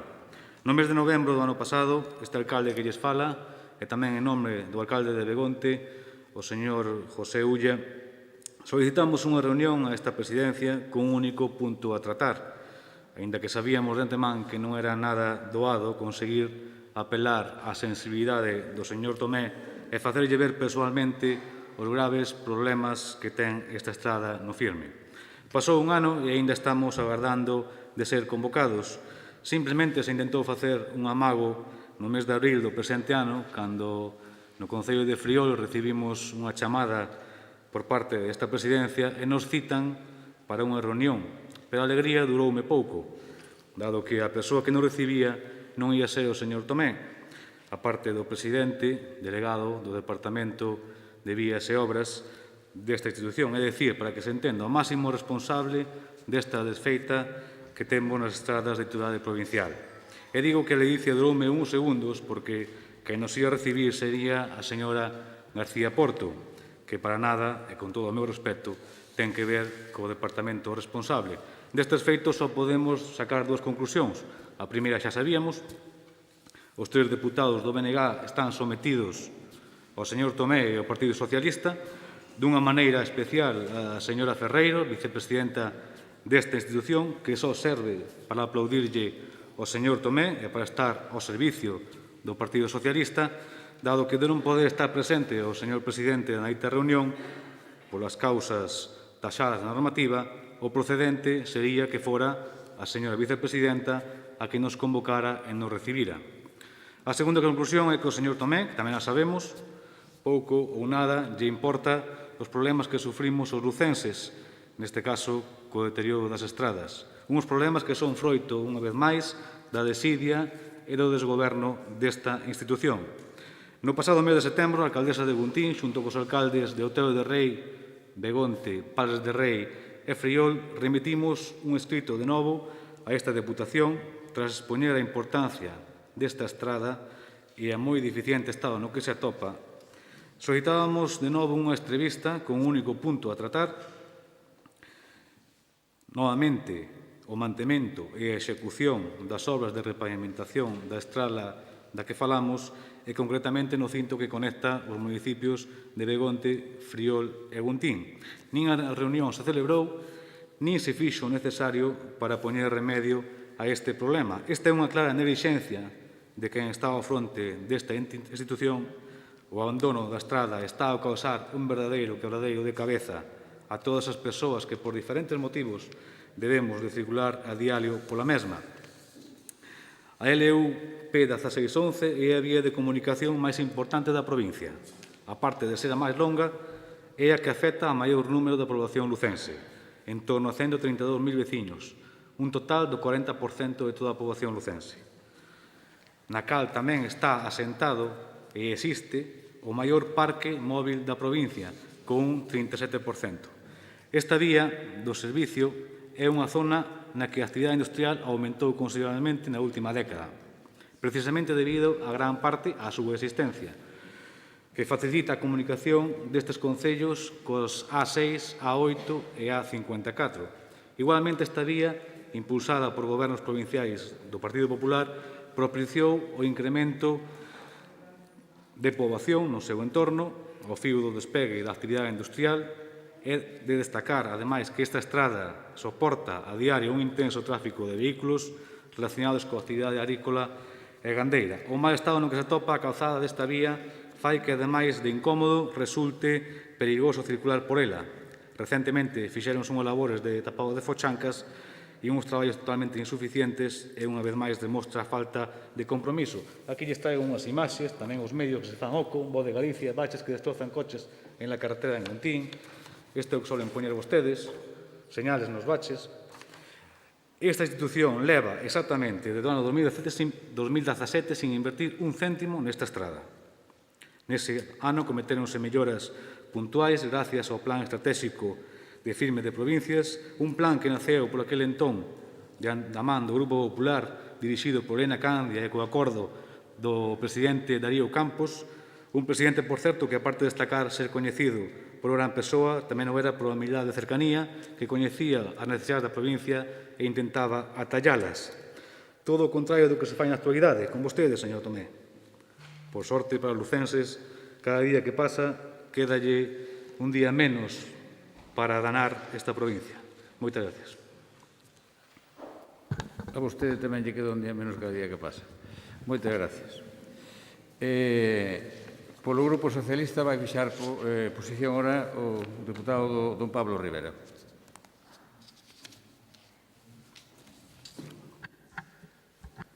Moitas gracias, señor presidente. Boas tardes xa a todas e a todas.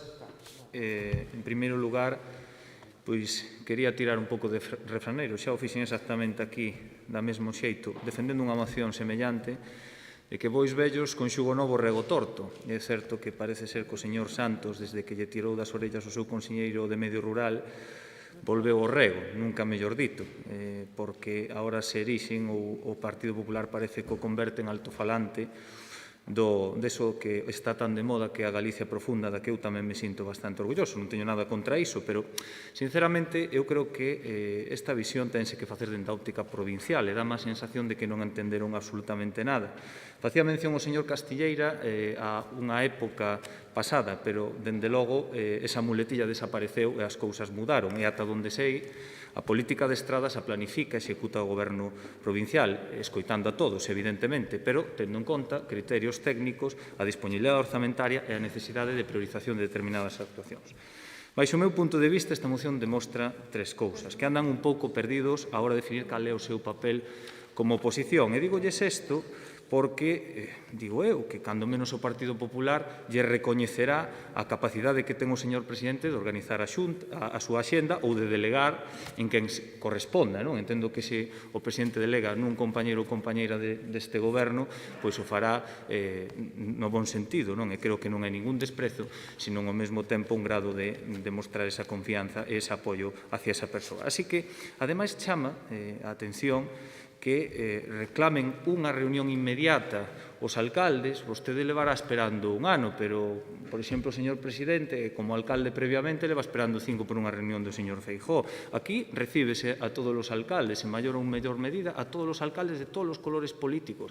Bueno, que pasa que habrá que axendalos e ir resolvendo os problemas que van plantexando. Así que o que pido é un pouco de coherencia, porque seguimos, insisto, esperando por ese recibimento do señor Feijóo ou tan sequera unha contestación ao ofrecemento que se fixo durante a pandemia. Pero parece que o seu periplo propagandístico polas estradas da provincia rematou, porque se incorporou a esas fotografías nas que queren sair vostedes unha variable que non vi ata o momento, que parece ser que irrumpe con forza a súa xefa de fila. Será porque non lle gusta ou, por o menos, para marcarlle o seu territorio.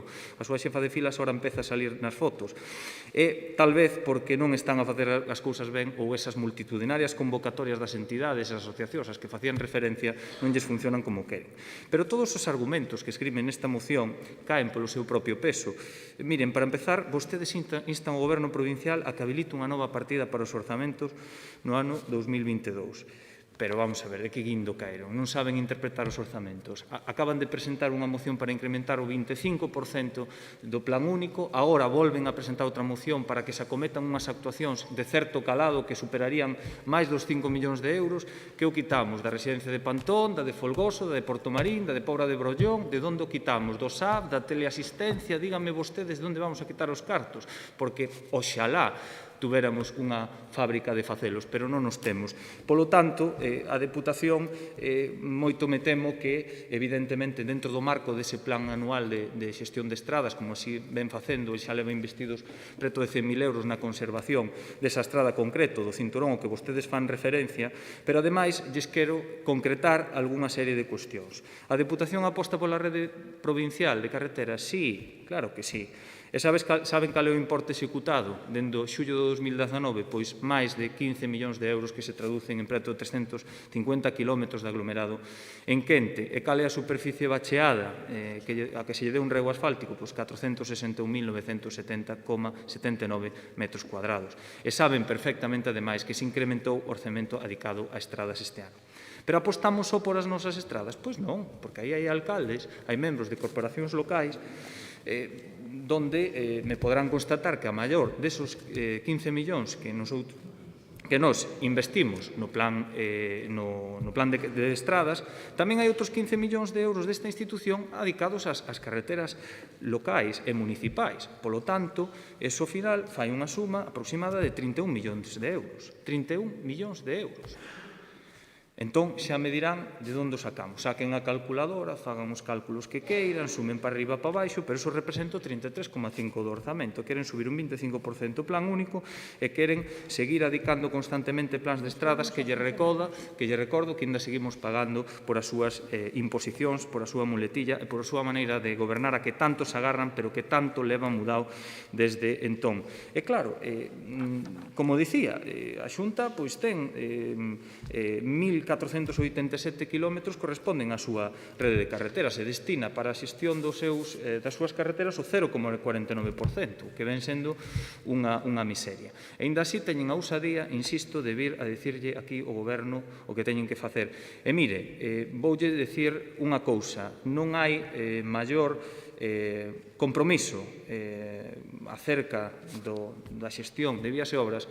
O seu propio presidente non delegou, nin tan siquera, esa delegación, como vostede di, non existe, senón que ele asume directamente esa responsabilidade. Así que o compromiso está máis que cuberto, máis que satisfeito, leva o tempo que leva e creo que se ten avanzado moitísimo para o período que leva e esa vai ser a liña que se vai seguir hacia adiante. Así que vostedes non cambian, caras novas, pero pouco cambian o Partido Popular. Gracias, don Pablo. Ten ahora turno do BNG, don Efrén Castro.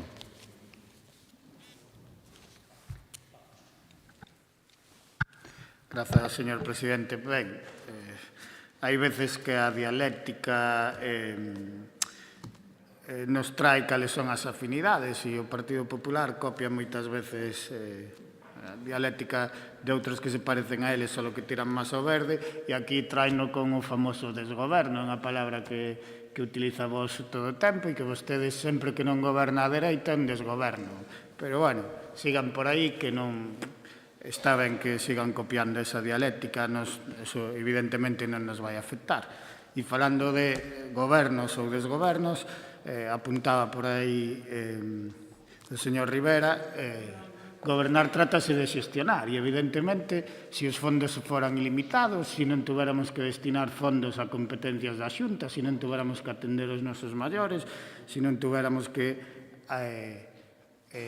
atender o patrimonio e os museos, pois teríamos algún fondo máis. Pero é que eu, a verdade que non fixen a suma e farei intención de facela. Se hubiéramos executado todo o que nos piden, necesitaríamos 4 ou 5 orzamentos da Diputación, polo menos, e ao mellor hasta me quedo corto.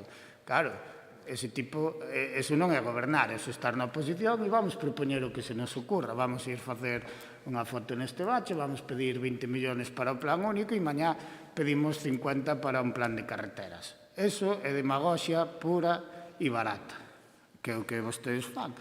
E poden seguir con a súa ruta polos baches. Evidentemente, a intención deste goberno é ter as estradas provinciais o mellor posible, pero a nadie se lle escapa o número de kilómetros que ten esta Diputación, que é moito máis que casi calquera do Estado español, e o esforzo que se está a facer. Pero aquí estas propostas, sin decir como se van facer e de onde se vai sacar o diñeiro, porque se se aumenta para o plan único, como se aumenta para as carreteras, se temos que seguir cuidando dos nosos maiores cando é competencia exclusiva da Xunta de Galiza, como aumentamos para as carreteras, díganolo, porque facer unha foto non bache faina hasta un neno pequeno. E iso, se a súa política de propostas só chega hasta aí, a verdade é que podemos estar moi tranquilos, porque se ese é o nivel de oposición o que nos van ter acostumados durante 4 anos, pois podemos traballar a gusto no que ten que ver con a oposición.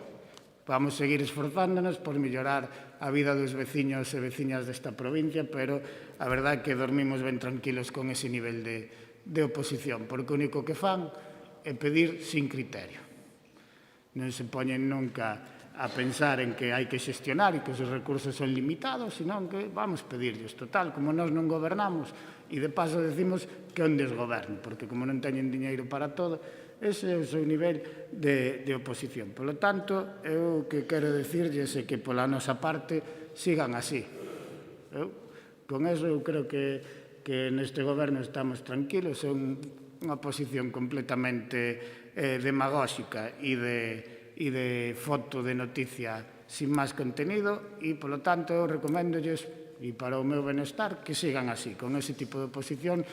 Mentres vostedes fan eso, nos seguiremos traballando polos veciños e veciñas desta provincia. Moitas gracias, señor Castro. Segundo turno para don José Ángel Santos. Vaya marrón e papelón lle encomendou o seu xefe, señor Rivera. Perdido anda vostede. Non só demostra que non coñece a provincia, senón que tamén descoñece en ocasións o que asina. Se coñeceran o que asinan algunhas das súas resolucións, saberían que o firme desta estrada tópase en varios tramos nun pésimo estado. E isto, lamentablemente, provoca accidentes e danos materiais nos vehículos que transitan pola mesma, como consecuencia, unha vez máis, do funcionamento anormal dun servicio público que é responsable máximo o señor presidente. A modo de exemplo, señor Rivera, a resolución de presidencia de xuño do 10 de xuño de 2021 recoñece a responsabilidade patrimonial desta Deputación polos danos causados a un vehículo que transitaba pola mesma no PK 26, no que existía unha fochanca que provocou un accidente. Sabe quen nos asina? Vostede, señor Pablo Rivera. Quen non se entera é vostede nin do que asina. Xa me dirá como fai para tentar gobernar. Señor Tomé, coincido prácticamente na súa totalidade nunhas verbas que hai apenas 3 días dixo públicamente nun acto aquí en Lugo. Temos un sector gandeiro máis importante do país, sin dúda. Somos a provincia onde o sector empresarial e industrial medra e se moderniza a pasos axigantados, aínda que este último, por desgraza, co total abandono do seu partido desde Madrid. Temos un sector forestal dos máis destacados de España. E tamén coincido en que somos privilexiados no ámbito cultural, tendo un amplo e diverso patrimonio. Esta provincia ten todos os membros para destacar en diferentes sectores. Solo falla vostede. Por desgracia para lucenses, temos un presidente da Deputación que non está á altura para gobernar esta institución. Probo dela é o abandono que ten as estradas provinciais, especialmente a que toca falar no día de hoxe. Unha estrada esencial, vertebradora e básica para a dinamización económica no noso territorio, debido á súa deixadez, en vez de ser unha vía de oportunidades, convértese nun obstáculo moi grande para desenvolver a actividade económica do interior da provincia. Ao longo dos últimos meses, os lucenses vemos de comprobar que o señor presidente e o equipo desta Deputación promocionan o programa Coñece a túa provincia. E eu pregúntome, que pensarán os lucenses e os visitantes que percorren Lugo cando circulan por estas estradas provinciais como esta? Esta é a provincia que vostedes queren para os lucenses que circulemos por elas. Esta é a provincia que milleiros de visitantes que visitan cada ano queren que coñezan. Unha provincia con estradas de titularidade provincial intransitables. Desde logo que para este equipo de goberno queremos unhas estradas en boas condicións que beneficiarán o desenvolvemento económico do noso territorio. Moitas grazas. Moitas gracias, señor Santos. Señor Rivera, segundo turno. Bueno, eu non sei, pero me sorprende o señor Santos cando no seu concello se produce algún caso de responsabilidade patrimonial, entendo que se negará a firmalo ou non sei o que pasa. Cando hai unha responsabilidade habrá que asumila. Evidentemente, en ningún momento estou dicindo que seamos infalibles nin perfectos, todo o contrario, que podemos mellorar, que se poden facer mellor as cousas, pero que os recursos, por si non sabe como funciona isto, son finitos. Entonces, dentro desa finitude que tenen os recursos, pois temos que priorizar, elixir, e tamén o facemos en función onde os técnicos nos van dicindo. Teño observado que vostedes collen o disco rayado e siguen aí, e que non son goberno, que son oposición. Están en moitas ocasións o que deberán facer apoiar o goberno nos grandes temas e non esconderse. E ademais, volvo a repetir, se hai un plan único que queren vostedes subir o 25%, se queren meter un plan de estrada, se queren facer tal, que me digan de onde o saquen. que mo digan de onde o saco, porque se mo dicen, o mellor hasta yo compro, pero é que é imposible, moita propaganda, moita foto, moito saber onde están, por onde van, pero miren, hai cousas polas que non podemos pasar. Isto de decir que non se fai nada, sei que é unha muletilla sinxela, que pode dar un titular, de cubrir algunha noticia, pero ao final mire, as cousas sonlle de outra maneira, son os técnicos os que promoven, impulsan, en algúns casos propoñen a priorización do que se vai facer. Pero especialmente quero remarcar unha cuestión. Dicía que estou perdido, que o presidente da Deputación non está á altura. Mire, voulle dicir unha cousa que non lle parezca mal nin a vostede nin aos seus compañeiros, pero a veces para falar de coherencia, de quen está á altura hai que mirarse o ombligo. E a súa presidenta do Partido Popular, flamante presidenta, anunciou a bombo e platillo que na cuestión dunha semana iba a presentar a Comisión Executiva do Partido Popular. Tardou case un mes. Iso é que algo fallou. Pero lexos diso, o señor Balseiro dixo fai unha semana que non iba a ser coordinador, que iso non é o que lle ofreceran. Unha semana despois e 3 comidas despois, acaba sendo que dixo que non quería ser. Algún alcalde que se dimitiu recentemente, que se dixo que iba a destinar a vida privada, fai 2 días, é senador. Lonxe diso, e remato, que xa é o colmo dos colmos, isto é literal nota de prensa do Partido Popular. Vou non ler para non equivocarme e para que despois non digas que alusións. Cando nomean o vicevoceiro provincial, o señor Poi, que non ten nada de malo, evidentemente, pero fano argumentando que o fan para velar por os asuntos de competencia provincial que afectan a cidade de Lugo, onde as políticas da Deputación están a ser intranscendentes. Son intrascendentes para que nomean de vicevoceiro o señor Poi. Se non existen, pois, como non sea o vicevoceiro dos twitters, pois vamos a ver de que estamos a falar. Isto é a coherencia da que presume o Partido Popular. Esta é a coherencia e as leccións que dá o Partido Popular. Moitas gracias. Moitas gracias, don Pablo. Segundo turno para don Efrén Castro. Ben, eu moi brevemente, porque creo que non hai moito máis que engadir que na miña primeira intervención. Sí, destacar que, como sempre, o seu discurso de repetir consignas e tal, fainos chocar de frente con a subjetividade e contra os datos, porque o señor Novo dixo na súa primeira intervención que non se invertira ningún céntimo nestas vías e un pouco despois dixo que se acababan de facer obras de rebacheo. Entón, home, ou unha cousa ou outra, porque son incompatibles, ou vostede cree que o bacheo é gratis. Perdone por confundirme. Por favor. Por favor. Perdone, non creo que sea unha ofensa con unha confusión entre compañeros. Continúe, señor Castro, continúe. Non creo que iso tome como un insulto que o confunda con vostede. Ben, pois o que lle decía, ou unha cousa ou outra, ou non invertiron nada ou se fixeron obras de mantenimento. Por lo tanto, as súas consignas chocan contra a realidade.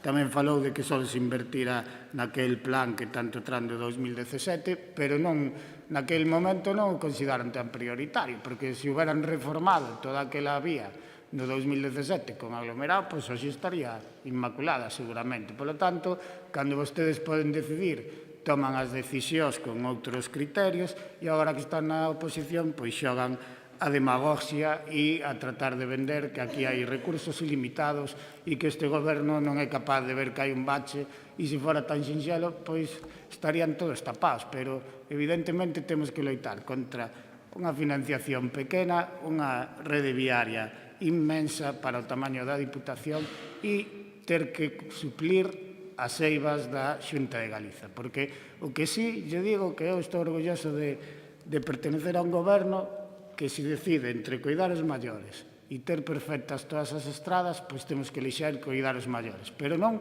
porque queiramos deixar as estradas, senón porque a Xunta de Galicia deixa os nosos maiores. Por lo tanto, como lles decía na primeira intervención, por a miña parte poden seguir así, con as súas demagoxias e con a súa oposición de foto barata, porque, por min, sigan así.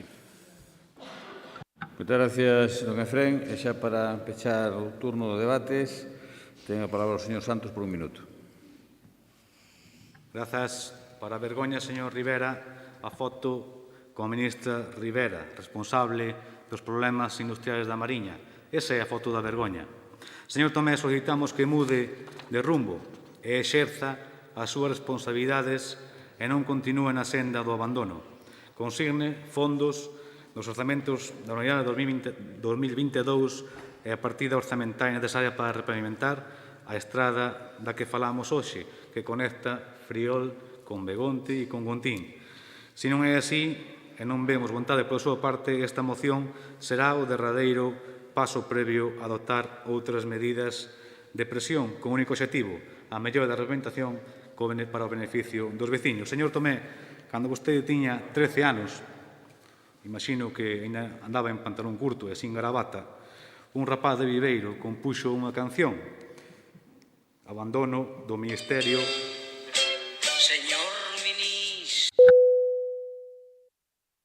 Non están autorizados os medios telemáticos. Non veña aquí así en plan chulín, porque non yo admito. Non veña aquí con esas cousas que non, No, na súa intervención non pode usar medios telemáticos. No. Na súa intervención, non. Na súa intervención, non. Reclamo usted se quere. Na súa intervención, non. Aquí se utiliza a palabra. Non se utilizan vídeos, nin audios, nin cousas desas. Non. Señor Santos, tranquilícese, hombre. Xa sei que vostede, cando protesta, lle vai ali o conselleiro o día seguinte, lle dan 4 cositas. Tranquilo. Vostede rematou o seu tempo e os nenos de Viveiro vai usted xunto del, escoitan a canción xuntos. Pero aquí non. Mire, eu que podo facer, señor Santos, o que podo facer é convidar os xoves a unha misa de celebración de unha estrada que neses tempos pretéritos que usted dicía non está arranxada, non? Se que se quere vir, pois pode vir tranquilamente, estará convidado a ese acto de celebración. E mire unha cousiña, señor Santos.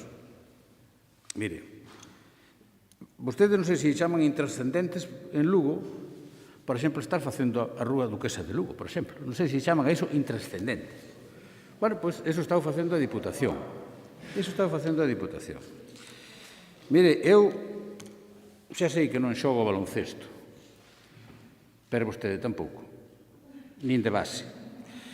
E se estou á altura ou non, xo dirán os lucenses, tanto homes como mulleres desta provincia, xo dirán. Non teña tanta presa, porque a impaciencia é unha mala consejera. Non teña tanta presa. Pero vostedes están preocupados, eso é evidente. Vostedes están preocupados porque mesmo nas reunións internas que teñen, a única obsesión que teñen é o Tomé. Só teñen esa obsesión. A ver como incluso chegaron a decir un día nunha reunión vosa de ustedes, bueno, non me falta non nada que facer, a ver se non repite na provincia. Bueno, esa é a súa estrategia. Esa é o que lles importa a vostede a provincia de Lugo. Sí, se quere incluso lle pode pasar un audio, como dicía ahora o seu voceiro. Hasta teño un audio deso. Fíxose vostede, que lo pasaron vostedes mismos. Porque hai xente que non está de acordo con esas tonterías, hombre. É que é xente razonable, que tamén hai no Partido Popular. Tamén hai. Incluso creo que agora o que designaron portavoz e coordinador provincial, que está por encima do presidente, tamén é máis, en fin, ten outro sentido de provincia, o sentido da política. Igual que o señor Bamonde, ao qual estou agradecido sempre as súas intervencións, que son educadas e correctas, sempre. O que conocín noutros ámbitos de debate. Mire, vostedes están preocupados. Xa dicía o señor Rivera, vostedes están pegando uns bandazos que son de película. É o primeiro, única vez en España, xa non en Galicia, en España, porque mireino, que nun congreso só sale a presidenta e non sale a directiva, e que tardan un mes, e que logo refán todo. Oiga, pero iso que congreso foi? Foi unha reunión de amigos, de pacotilla, que é iso? E non ven aquí a dar leccións de qué? Vostede que vai? Mire,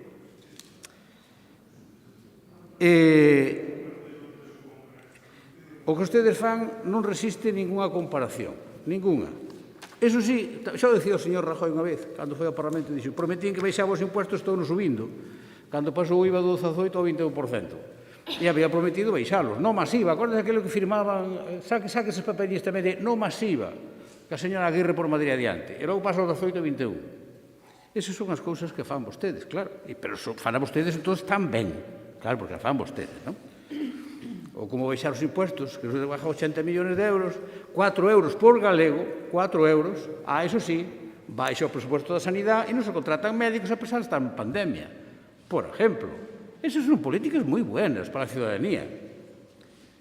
E mire, ustedes están preocupados, sabe por qué? Porque os lucenses, e sábeno ben, porque en quisas hai, e ustedes tamén as teñen.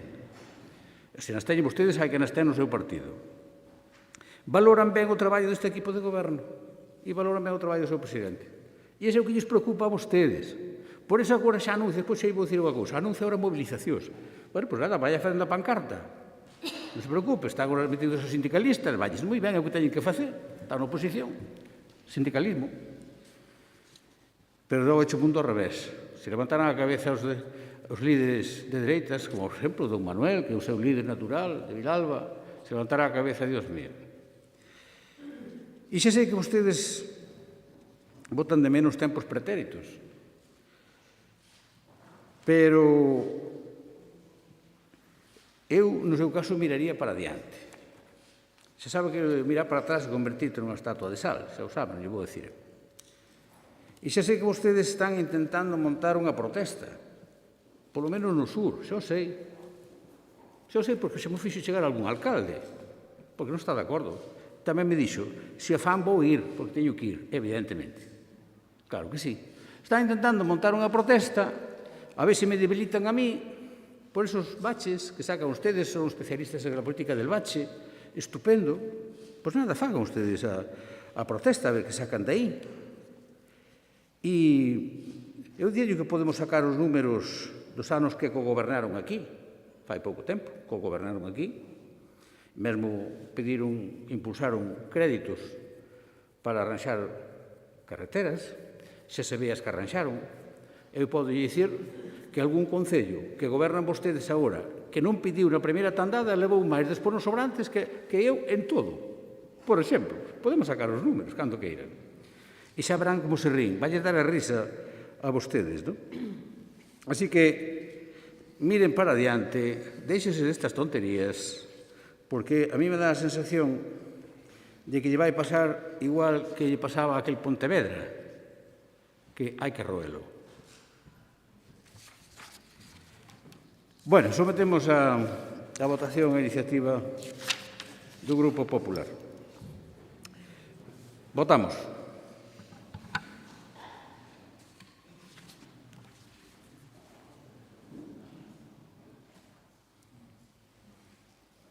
Votos emitidos 24, a favor 11, en contra 13, non hai abstencións, queda, por tanto, rexeitada esta iniciativa. Pasamos ao punto número 9. Punto número 9 é proposta de declaración de vacante por renuncia ao cargo do deputado provincial don José Antonio García López. A proposta que se trae en este punto, e antes de dar a palabra aos voceiros e ao propio don José Antonio, paso a leela, que dice o seguinte: proposta de declaración de vacante por renuncia ao cargo do deputado provincial don José Antonio García López. Tras ver o escrito presentado en data 19 de outubro de 2021 polo señor deputado provincial desta corporación don José Antonio García López, membro do Grupo Provincial do Partido Popular, polo que manifesta a súa renuncia ao cargo de deputado provincial, resultando que, de conformidade co artigo 9.4 do Regulamento de Organización, Funcionamento e Réxime Xurídico das Administracións Locales, Real Decreto 2588/86 do 28 de novembro, en relación co artigo 208 da Lei Electoral Xeral, a renuncia é causa de perda de condición de deputado provincial. Considerando que a declaración de vacante é competencia do Pleno e de conformidade coa instrucción da Xunta Electoral Central de 10 de xullo de 2003, deberá indicarse o nome da persoa coa xuízo desta corporación corresponde cubrir a vacante, debendo comunicarse tal evento á Xunta Electoral de Zona para os efectos de proceder a cubrir a vacante na forma prevista no artigo 208.1 da Lei Orgánica de Réxime Electoral Xeral. Vistos os artigos citados e informe xurídico que obra no expediente, propónse ao Pleno da Corporación a adopción dos seguintes acordos. Primeiro, tomar coñecemento e aceptar a renuncia ao cargo do deputado provincial presentada por don José Antonio García López.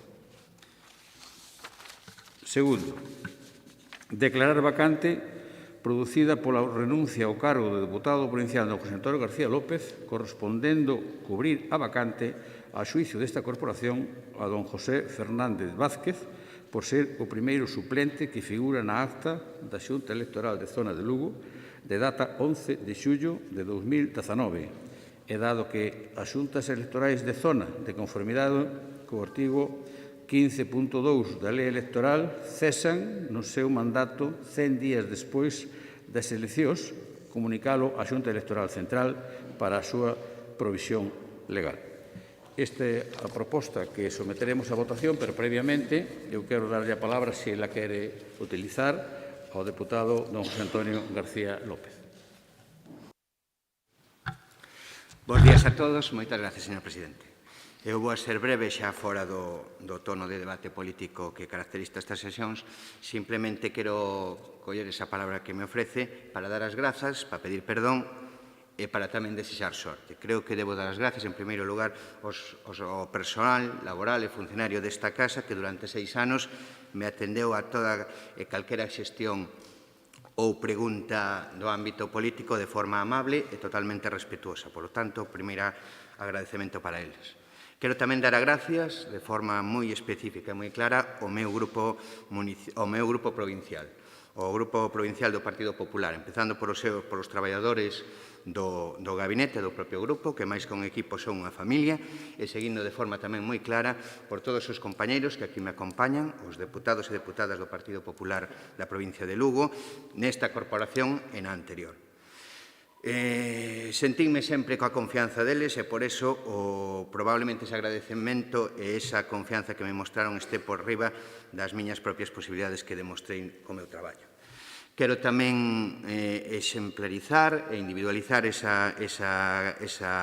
agradecemento ás dúas persoas que foron os voceiros do meu grupo durante estes 6 anos, a Elena Candia, a voceira anterior do grupo provincial, que ademais é a presidenta do meu partido na provincia de Lugo, e o actual voceiro, a Javier Castiñeira, que ademais de tomar o relevo de forma brillante, creo que está facendo unha labor moi importante por esta provincia. Gostaríame tamén pedir perdón, porque probablemente, coñecendo as miñas deficiencias de vehemencia en debates políticos, probablemente en algunha ocasión puden haber faltado o respeto a nivel personal a alguén. Se ese fora o caso, quero pedirlle perdón, primeiro porque non o merecía e segundo porque nunca foi a miña intención. E quero tamén desexar sorte en primeiro lugar a José Fernández Vázquez, o meu compañeiro voceiro de Samos, que vai a sustituirme nesta labor, creo que brillantemente, coñecendo como coñezo, estou seguro que dará o mellor de sí polo seu concello, por Samos, pola provincia de Lugo, e nel tamén, ademais, sentímonos representados todos os populares da comarca de Sarria. E quero tamén desexar sorte a toda a corporación, porque creo que con independencia dos enfoques políticos que temos en tantas cousas, o éxito desta corporación, do goberno, do seu presidente e da oposición, será un éxito que será o que xustifica a existencia desta propia administración. Será un éxito en beneficio da provincia de Lugo e dos lugueses e das luguesas, e será un éxito dunha provincia que o necesita e dunha provincia que ben o merece. Moitas gracias a todos. Gracias, don José Antonio.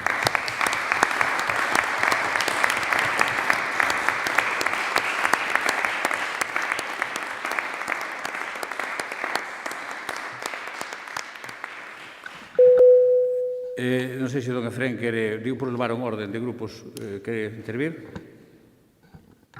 Ben, gracias, señor presidente, por a palabra. Eu xa, no personal, porque como todos conocéis, somos os dous sarrianos, xa lle transmitín que, independentemente de que é certo que por as forzas políticas nas que militamos, pois chocamos no debate político, non só neste neste ámbito, senón tamén no pleno do Concello de Sarria, pero tamén é certo que no personal pois temos unha relación cordial e estreita e foi para min e para o BNG pois foi un honor compartir este pleno con o señor García e como tamén lle dixen en persoa, no político non podo desexarlle sorte, pero sí no persoal e que lle vaya moi ben e vamos seguir véndonos, somos veciños e demostrarlle o afecto non só meu persoalmente, sino do Grupo Provincial do Bloque Nacionalista Galego e nada, que teñas moita sorte.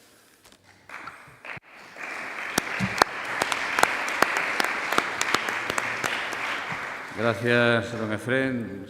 Señora Porto, quere intervir? Pois, moitas gracias, señor presidente. O señor García voume a dirixir en nombre dos compañeiros do Partido Socialista, co que tantas veces temos debatido intensamente, ademais, pero, bueno, en nome dos meus compañeiros e no meu nome propio, pois o que quero é desexarlle moita sorte, moito atino e moito éxito, tanto no eido persoal, que seguramente vai a ter, pero se continúa dedicándose á política, tamén no eido político, porque, en definitiva, somos axentes que traballamos en favor da sociedade. Moita sorte.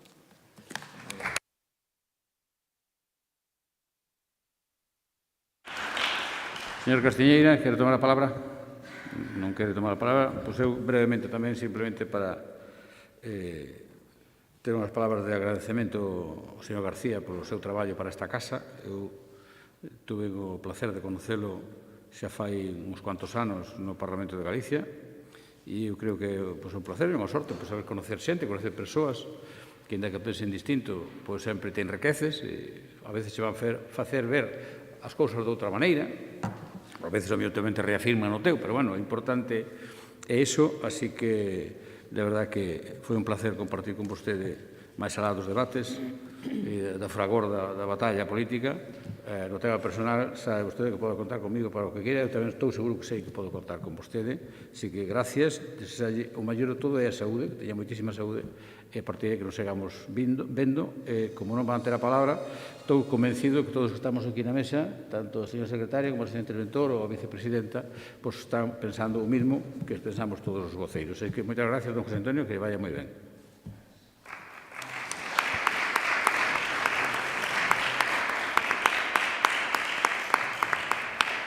Bueno, pues sometemos entonces a votación a proposta. Votamos.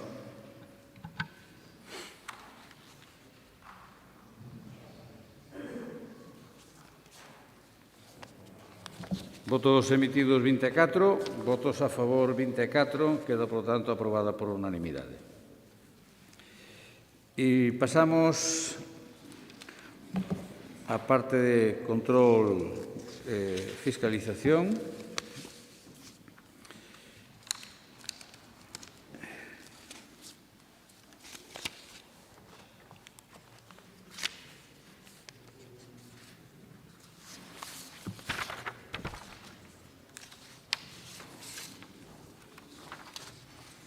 Punto número 10. Dación de conta do informe de auditoría das contas anuais do Consorcio Provincial de Lugo para prestación de servicio contra incendios e salvamento. Punto número 11. Dación de conta do acordo da Xunta de Goberno de 8 de outubro relativo ao cambio de hora da celebración da Xunta de Goberno de 15 de outubro de 2021. Punto 12.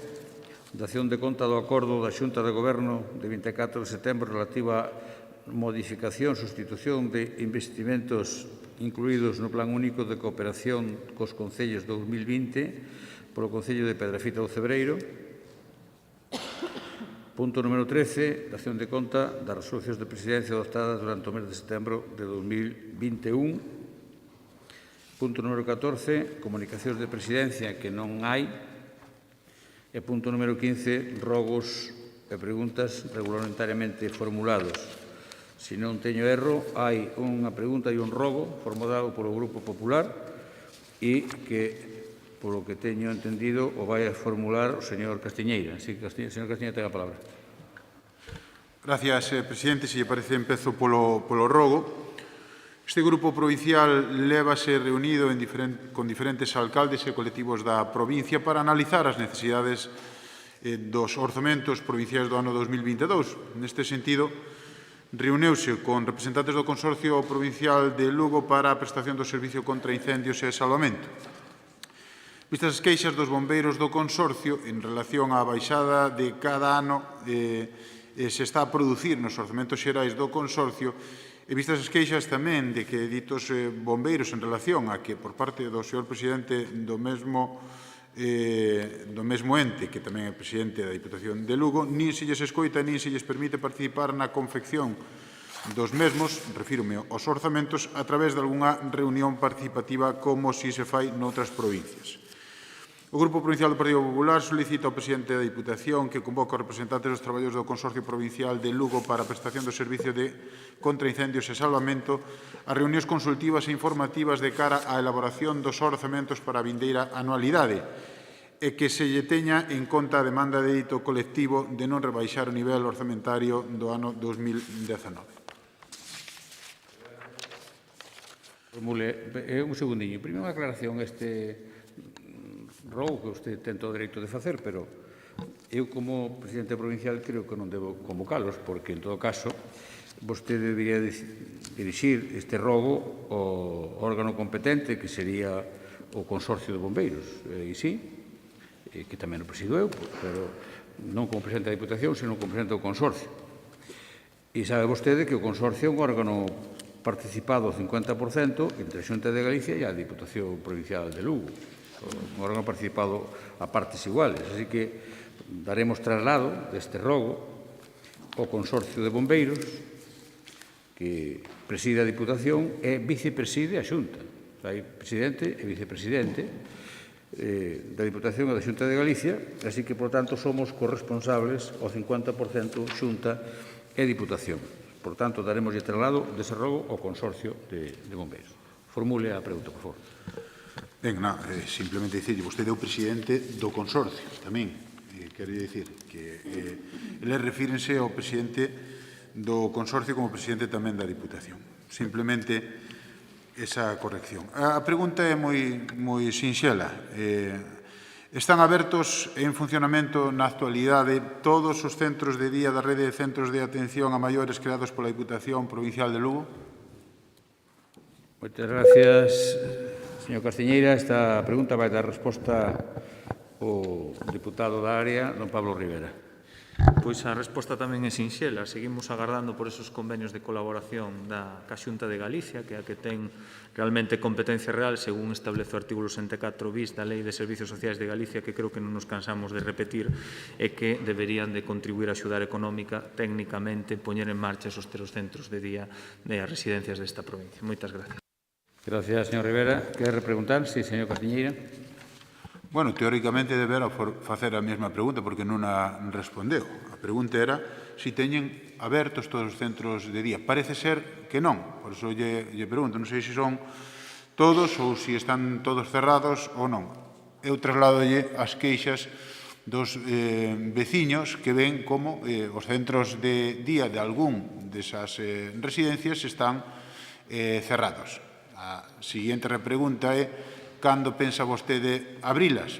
Dígollo porque moitos son veciños do seu compañeiro de Castroverde, que está cerrado, se non está, que me corrixa, ou de outros concellos. Exactamente, quero dicir que outros non se abriron e poderían estar abertos. Os da Xunta de Galicia están abertos, os de outros concellos están abertos.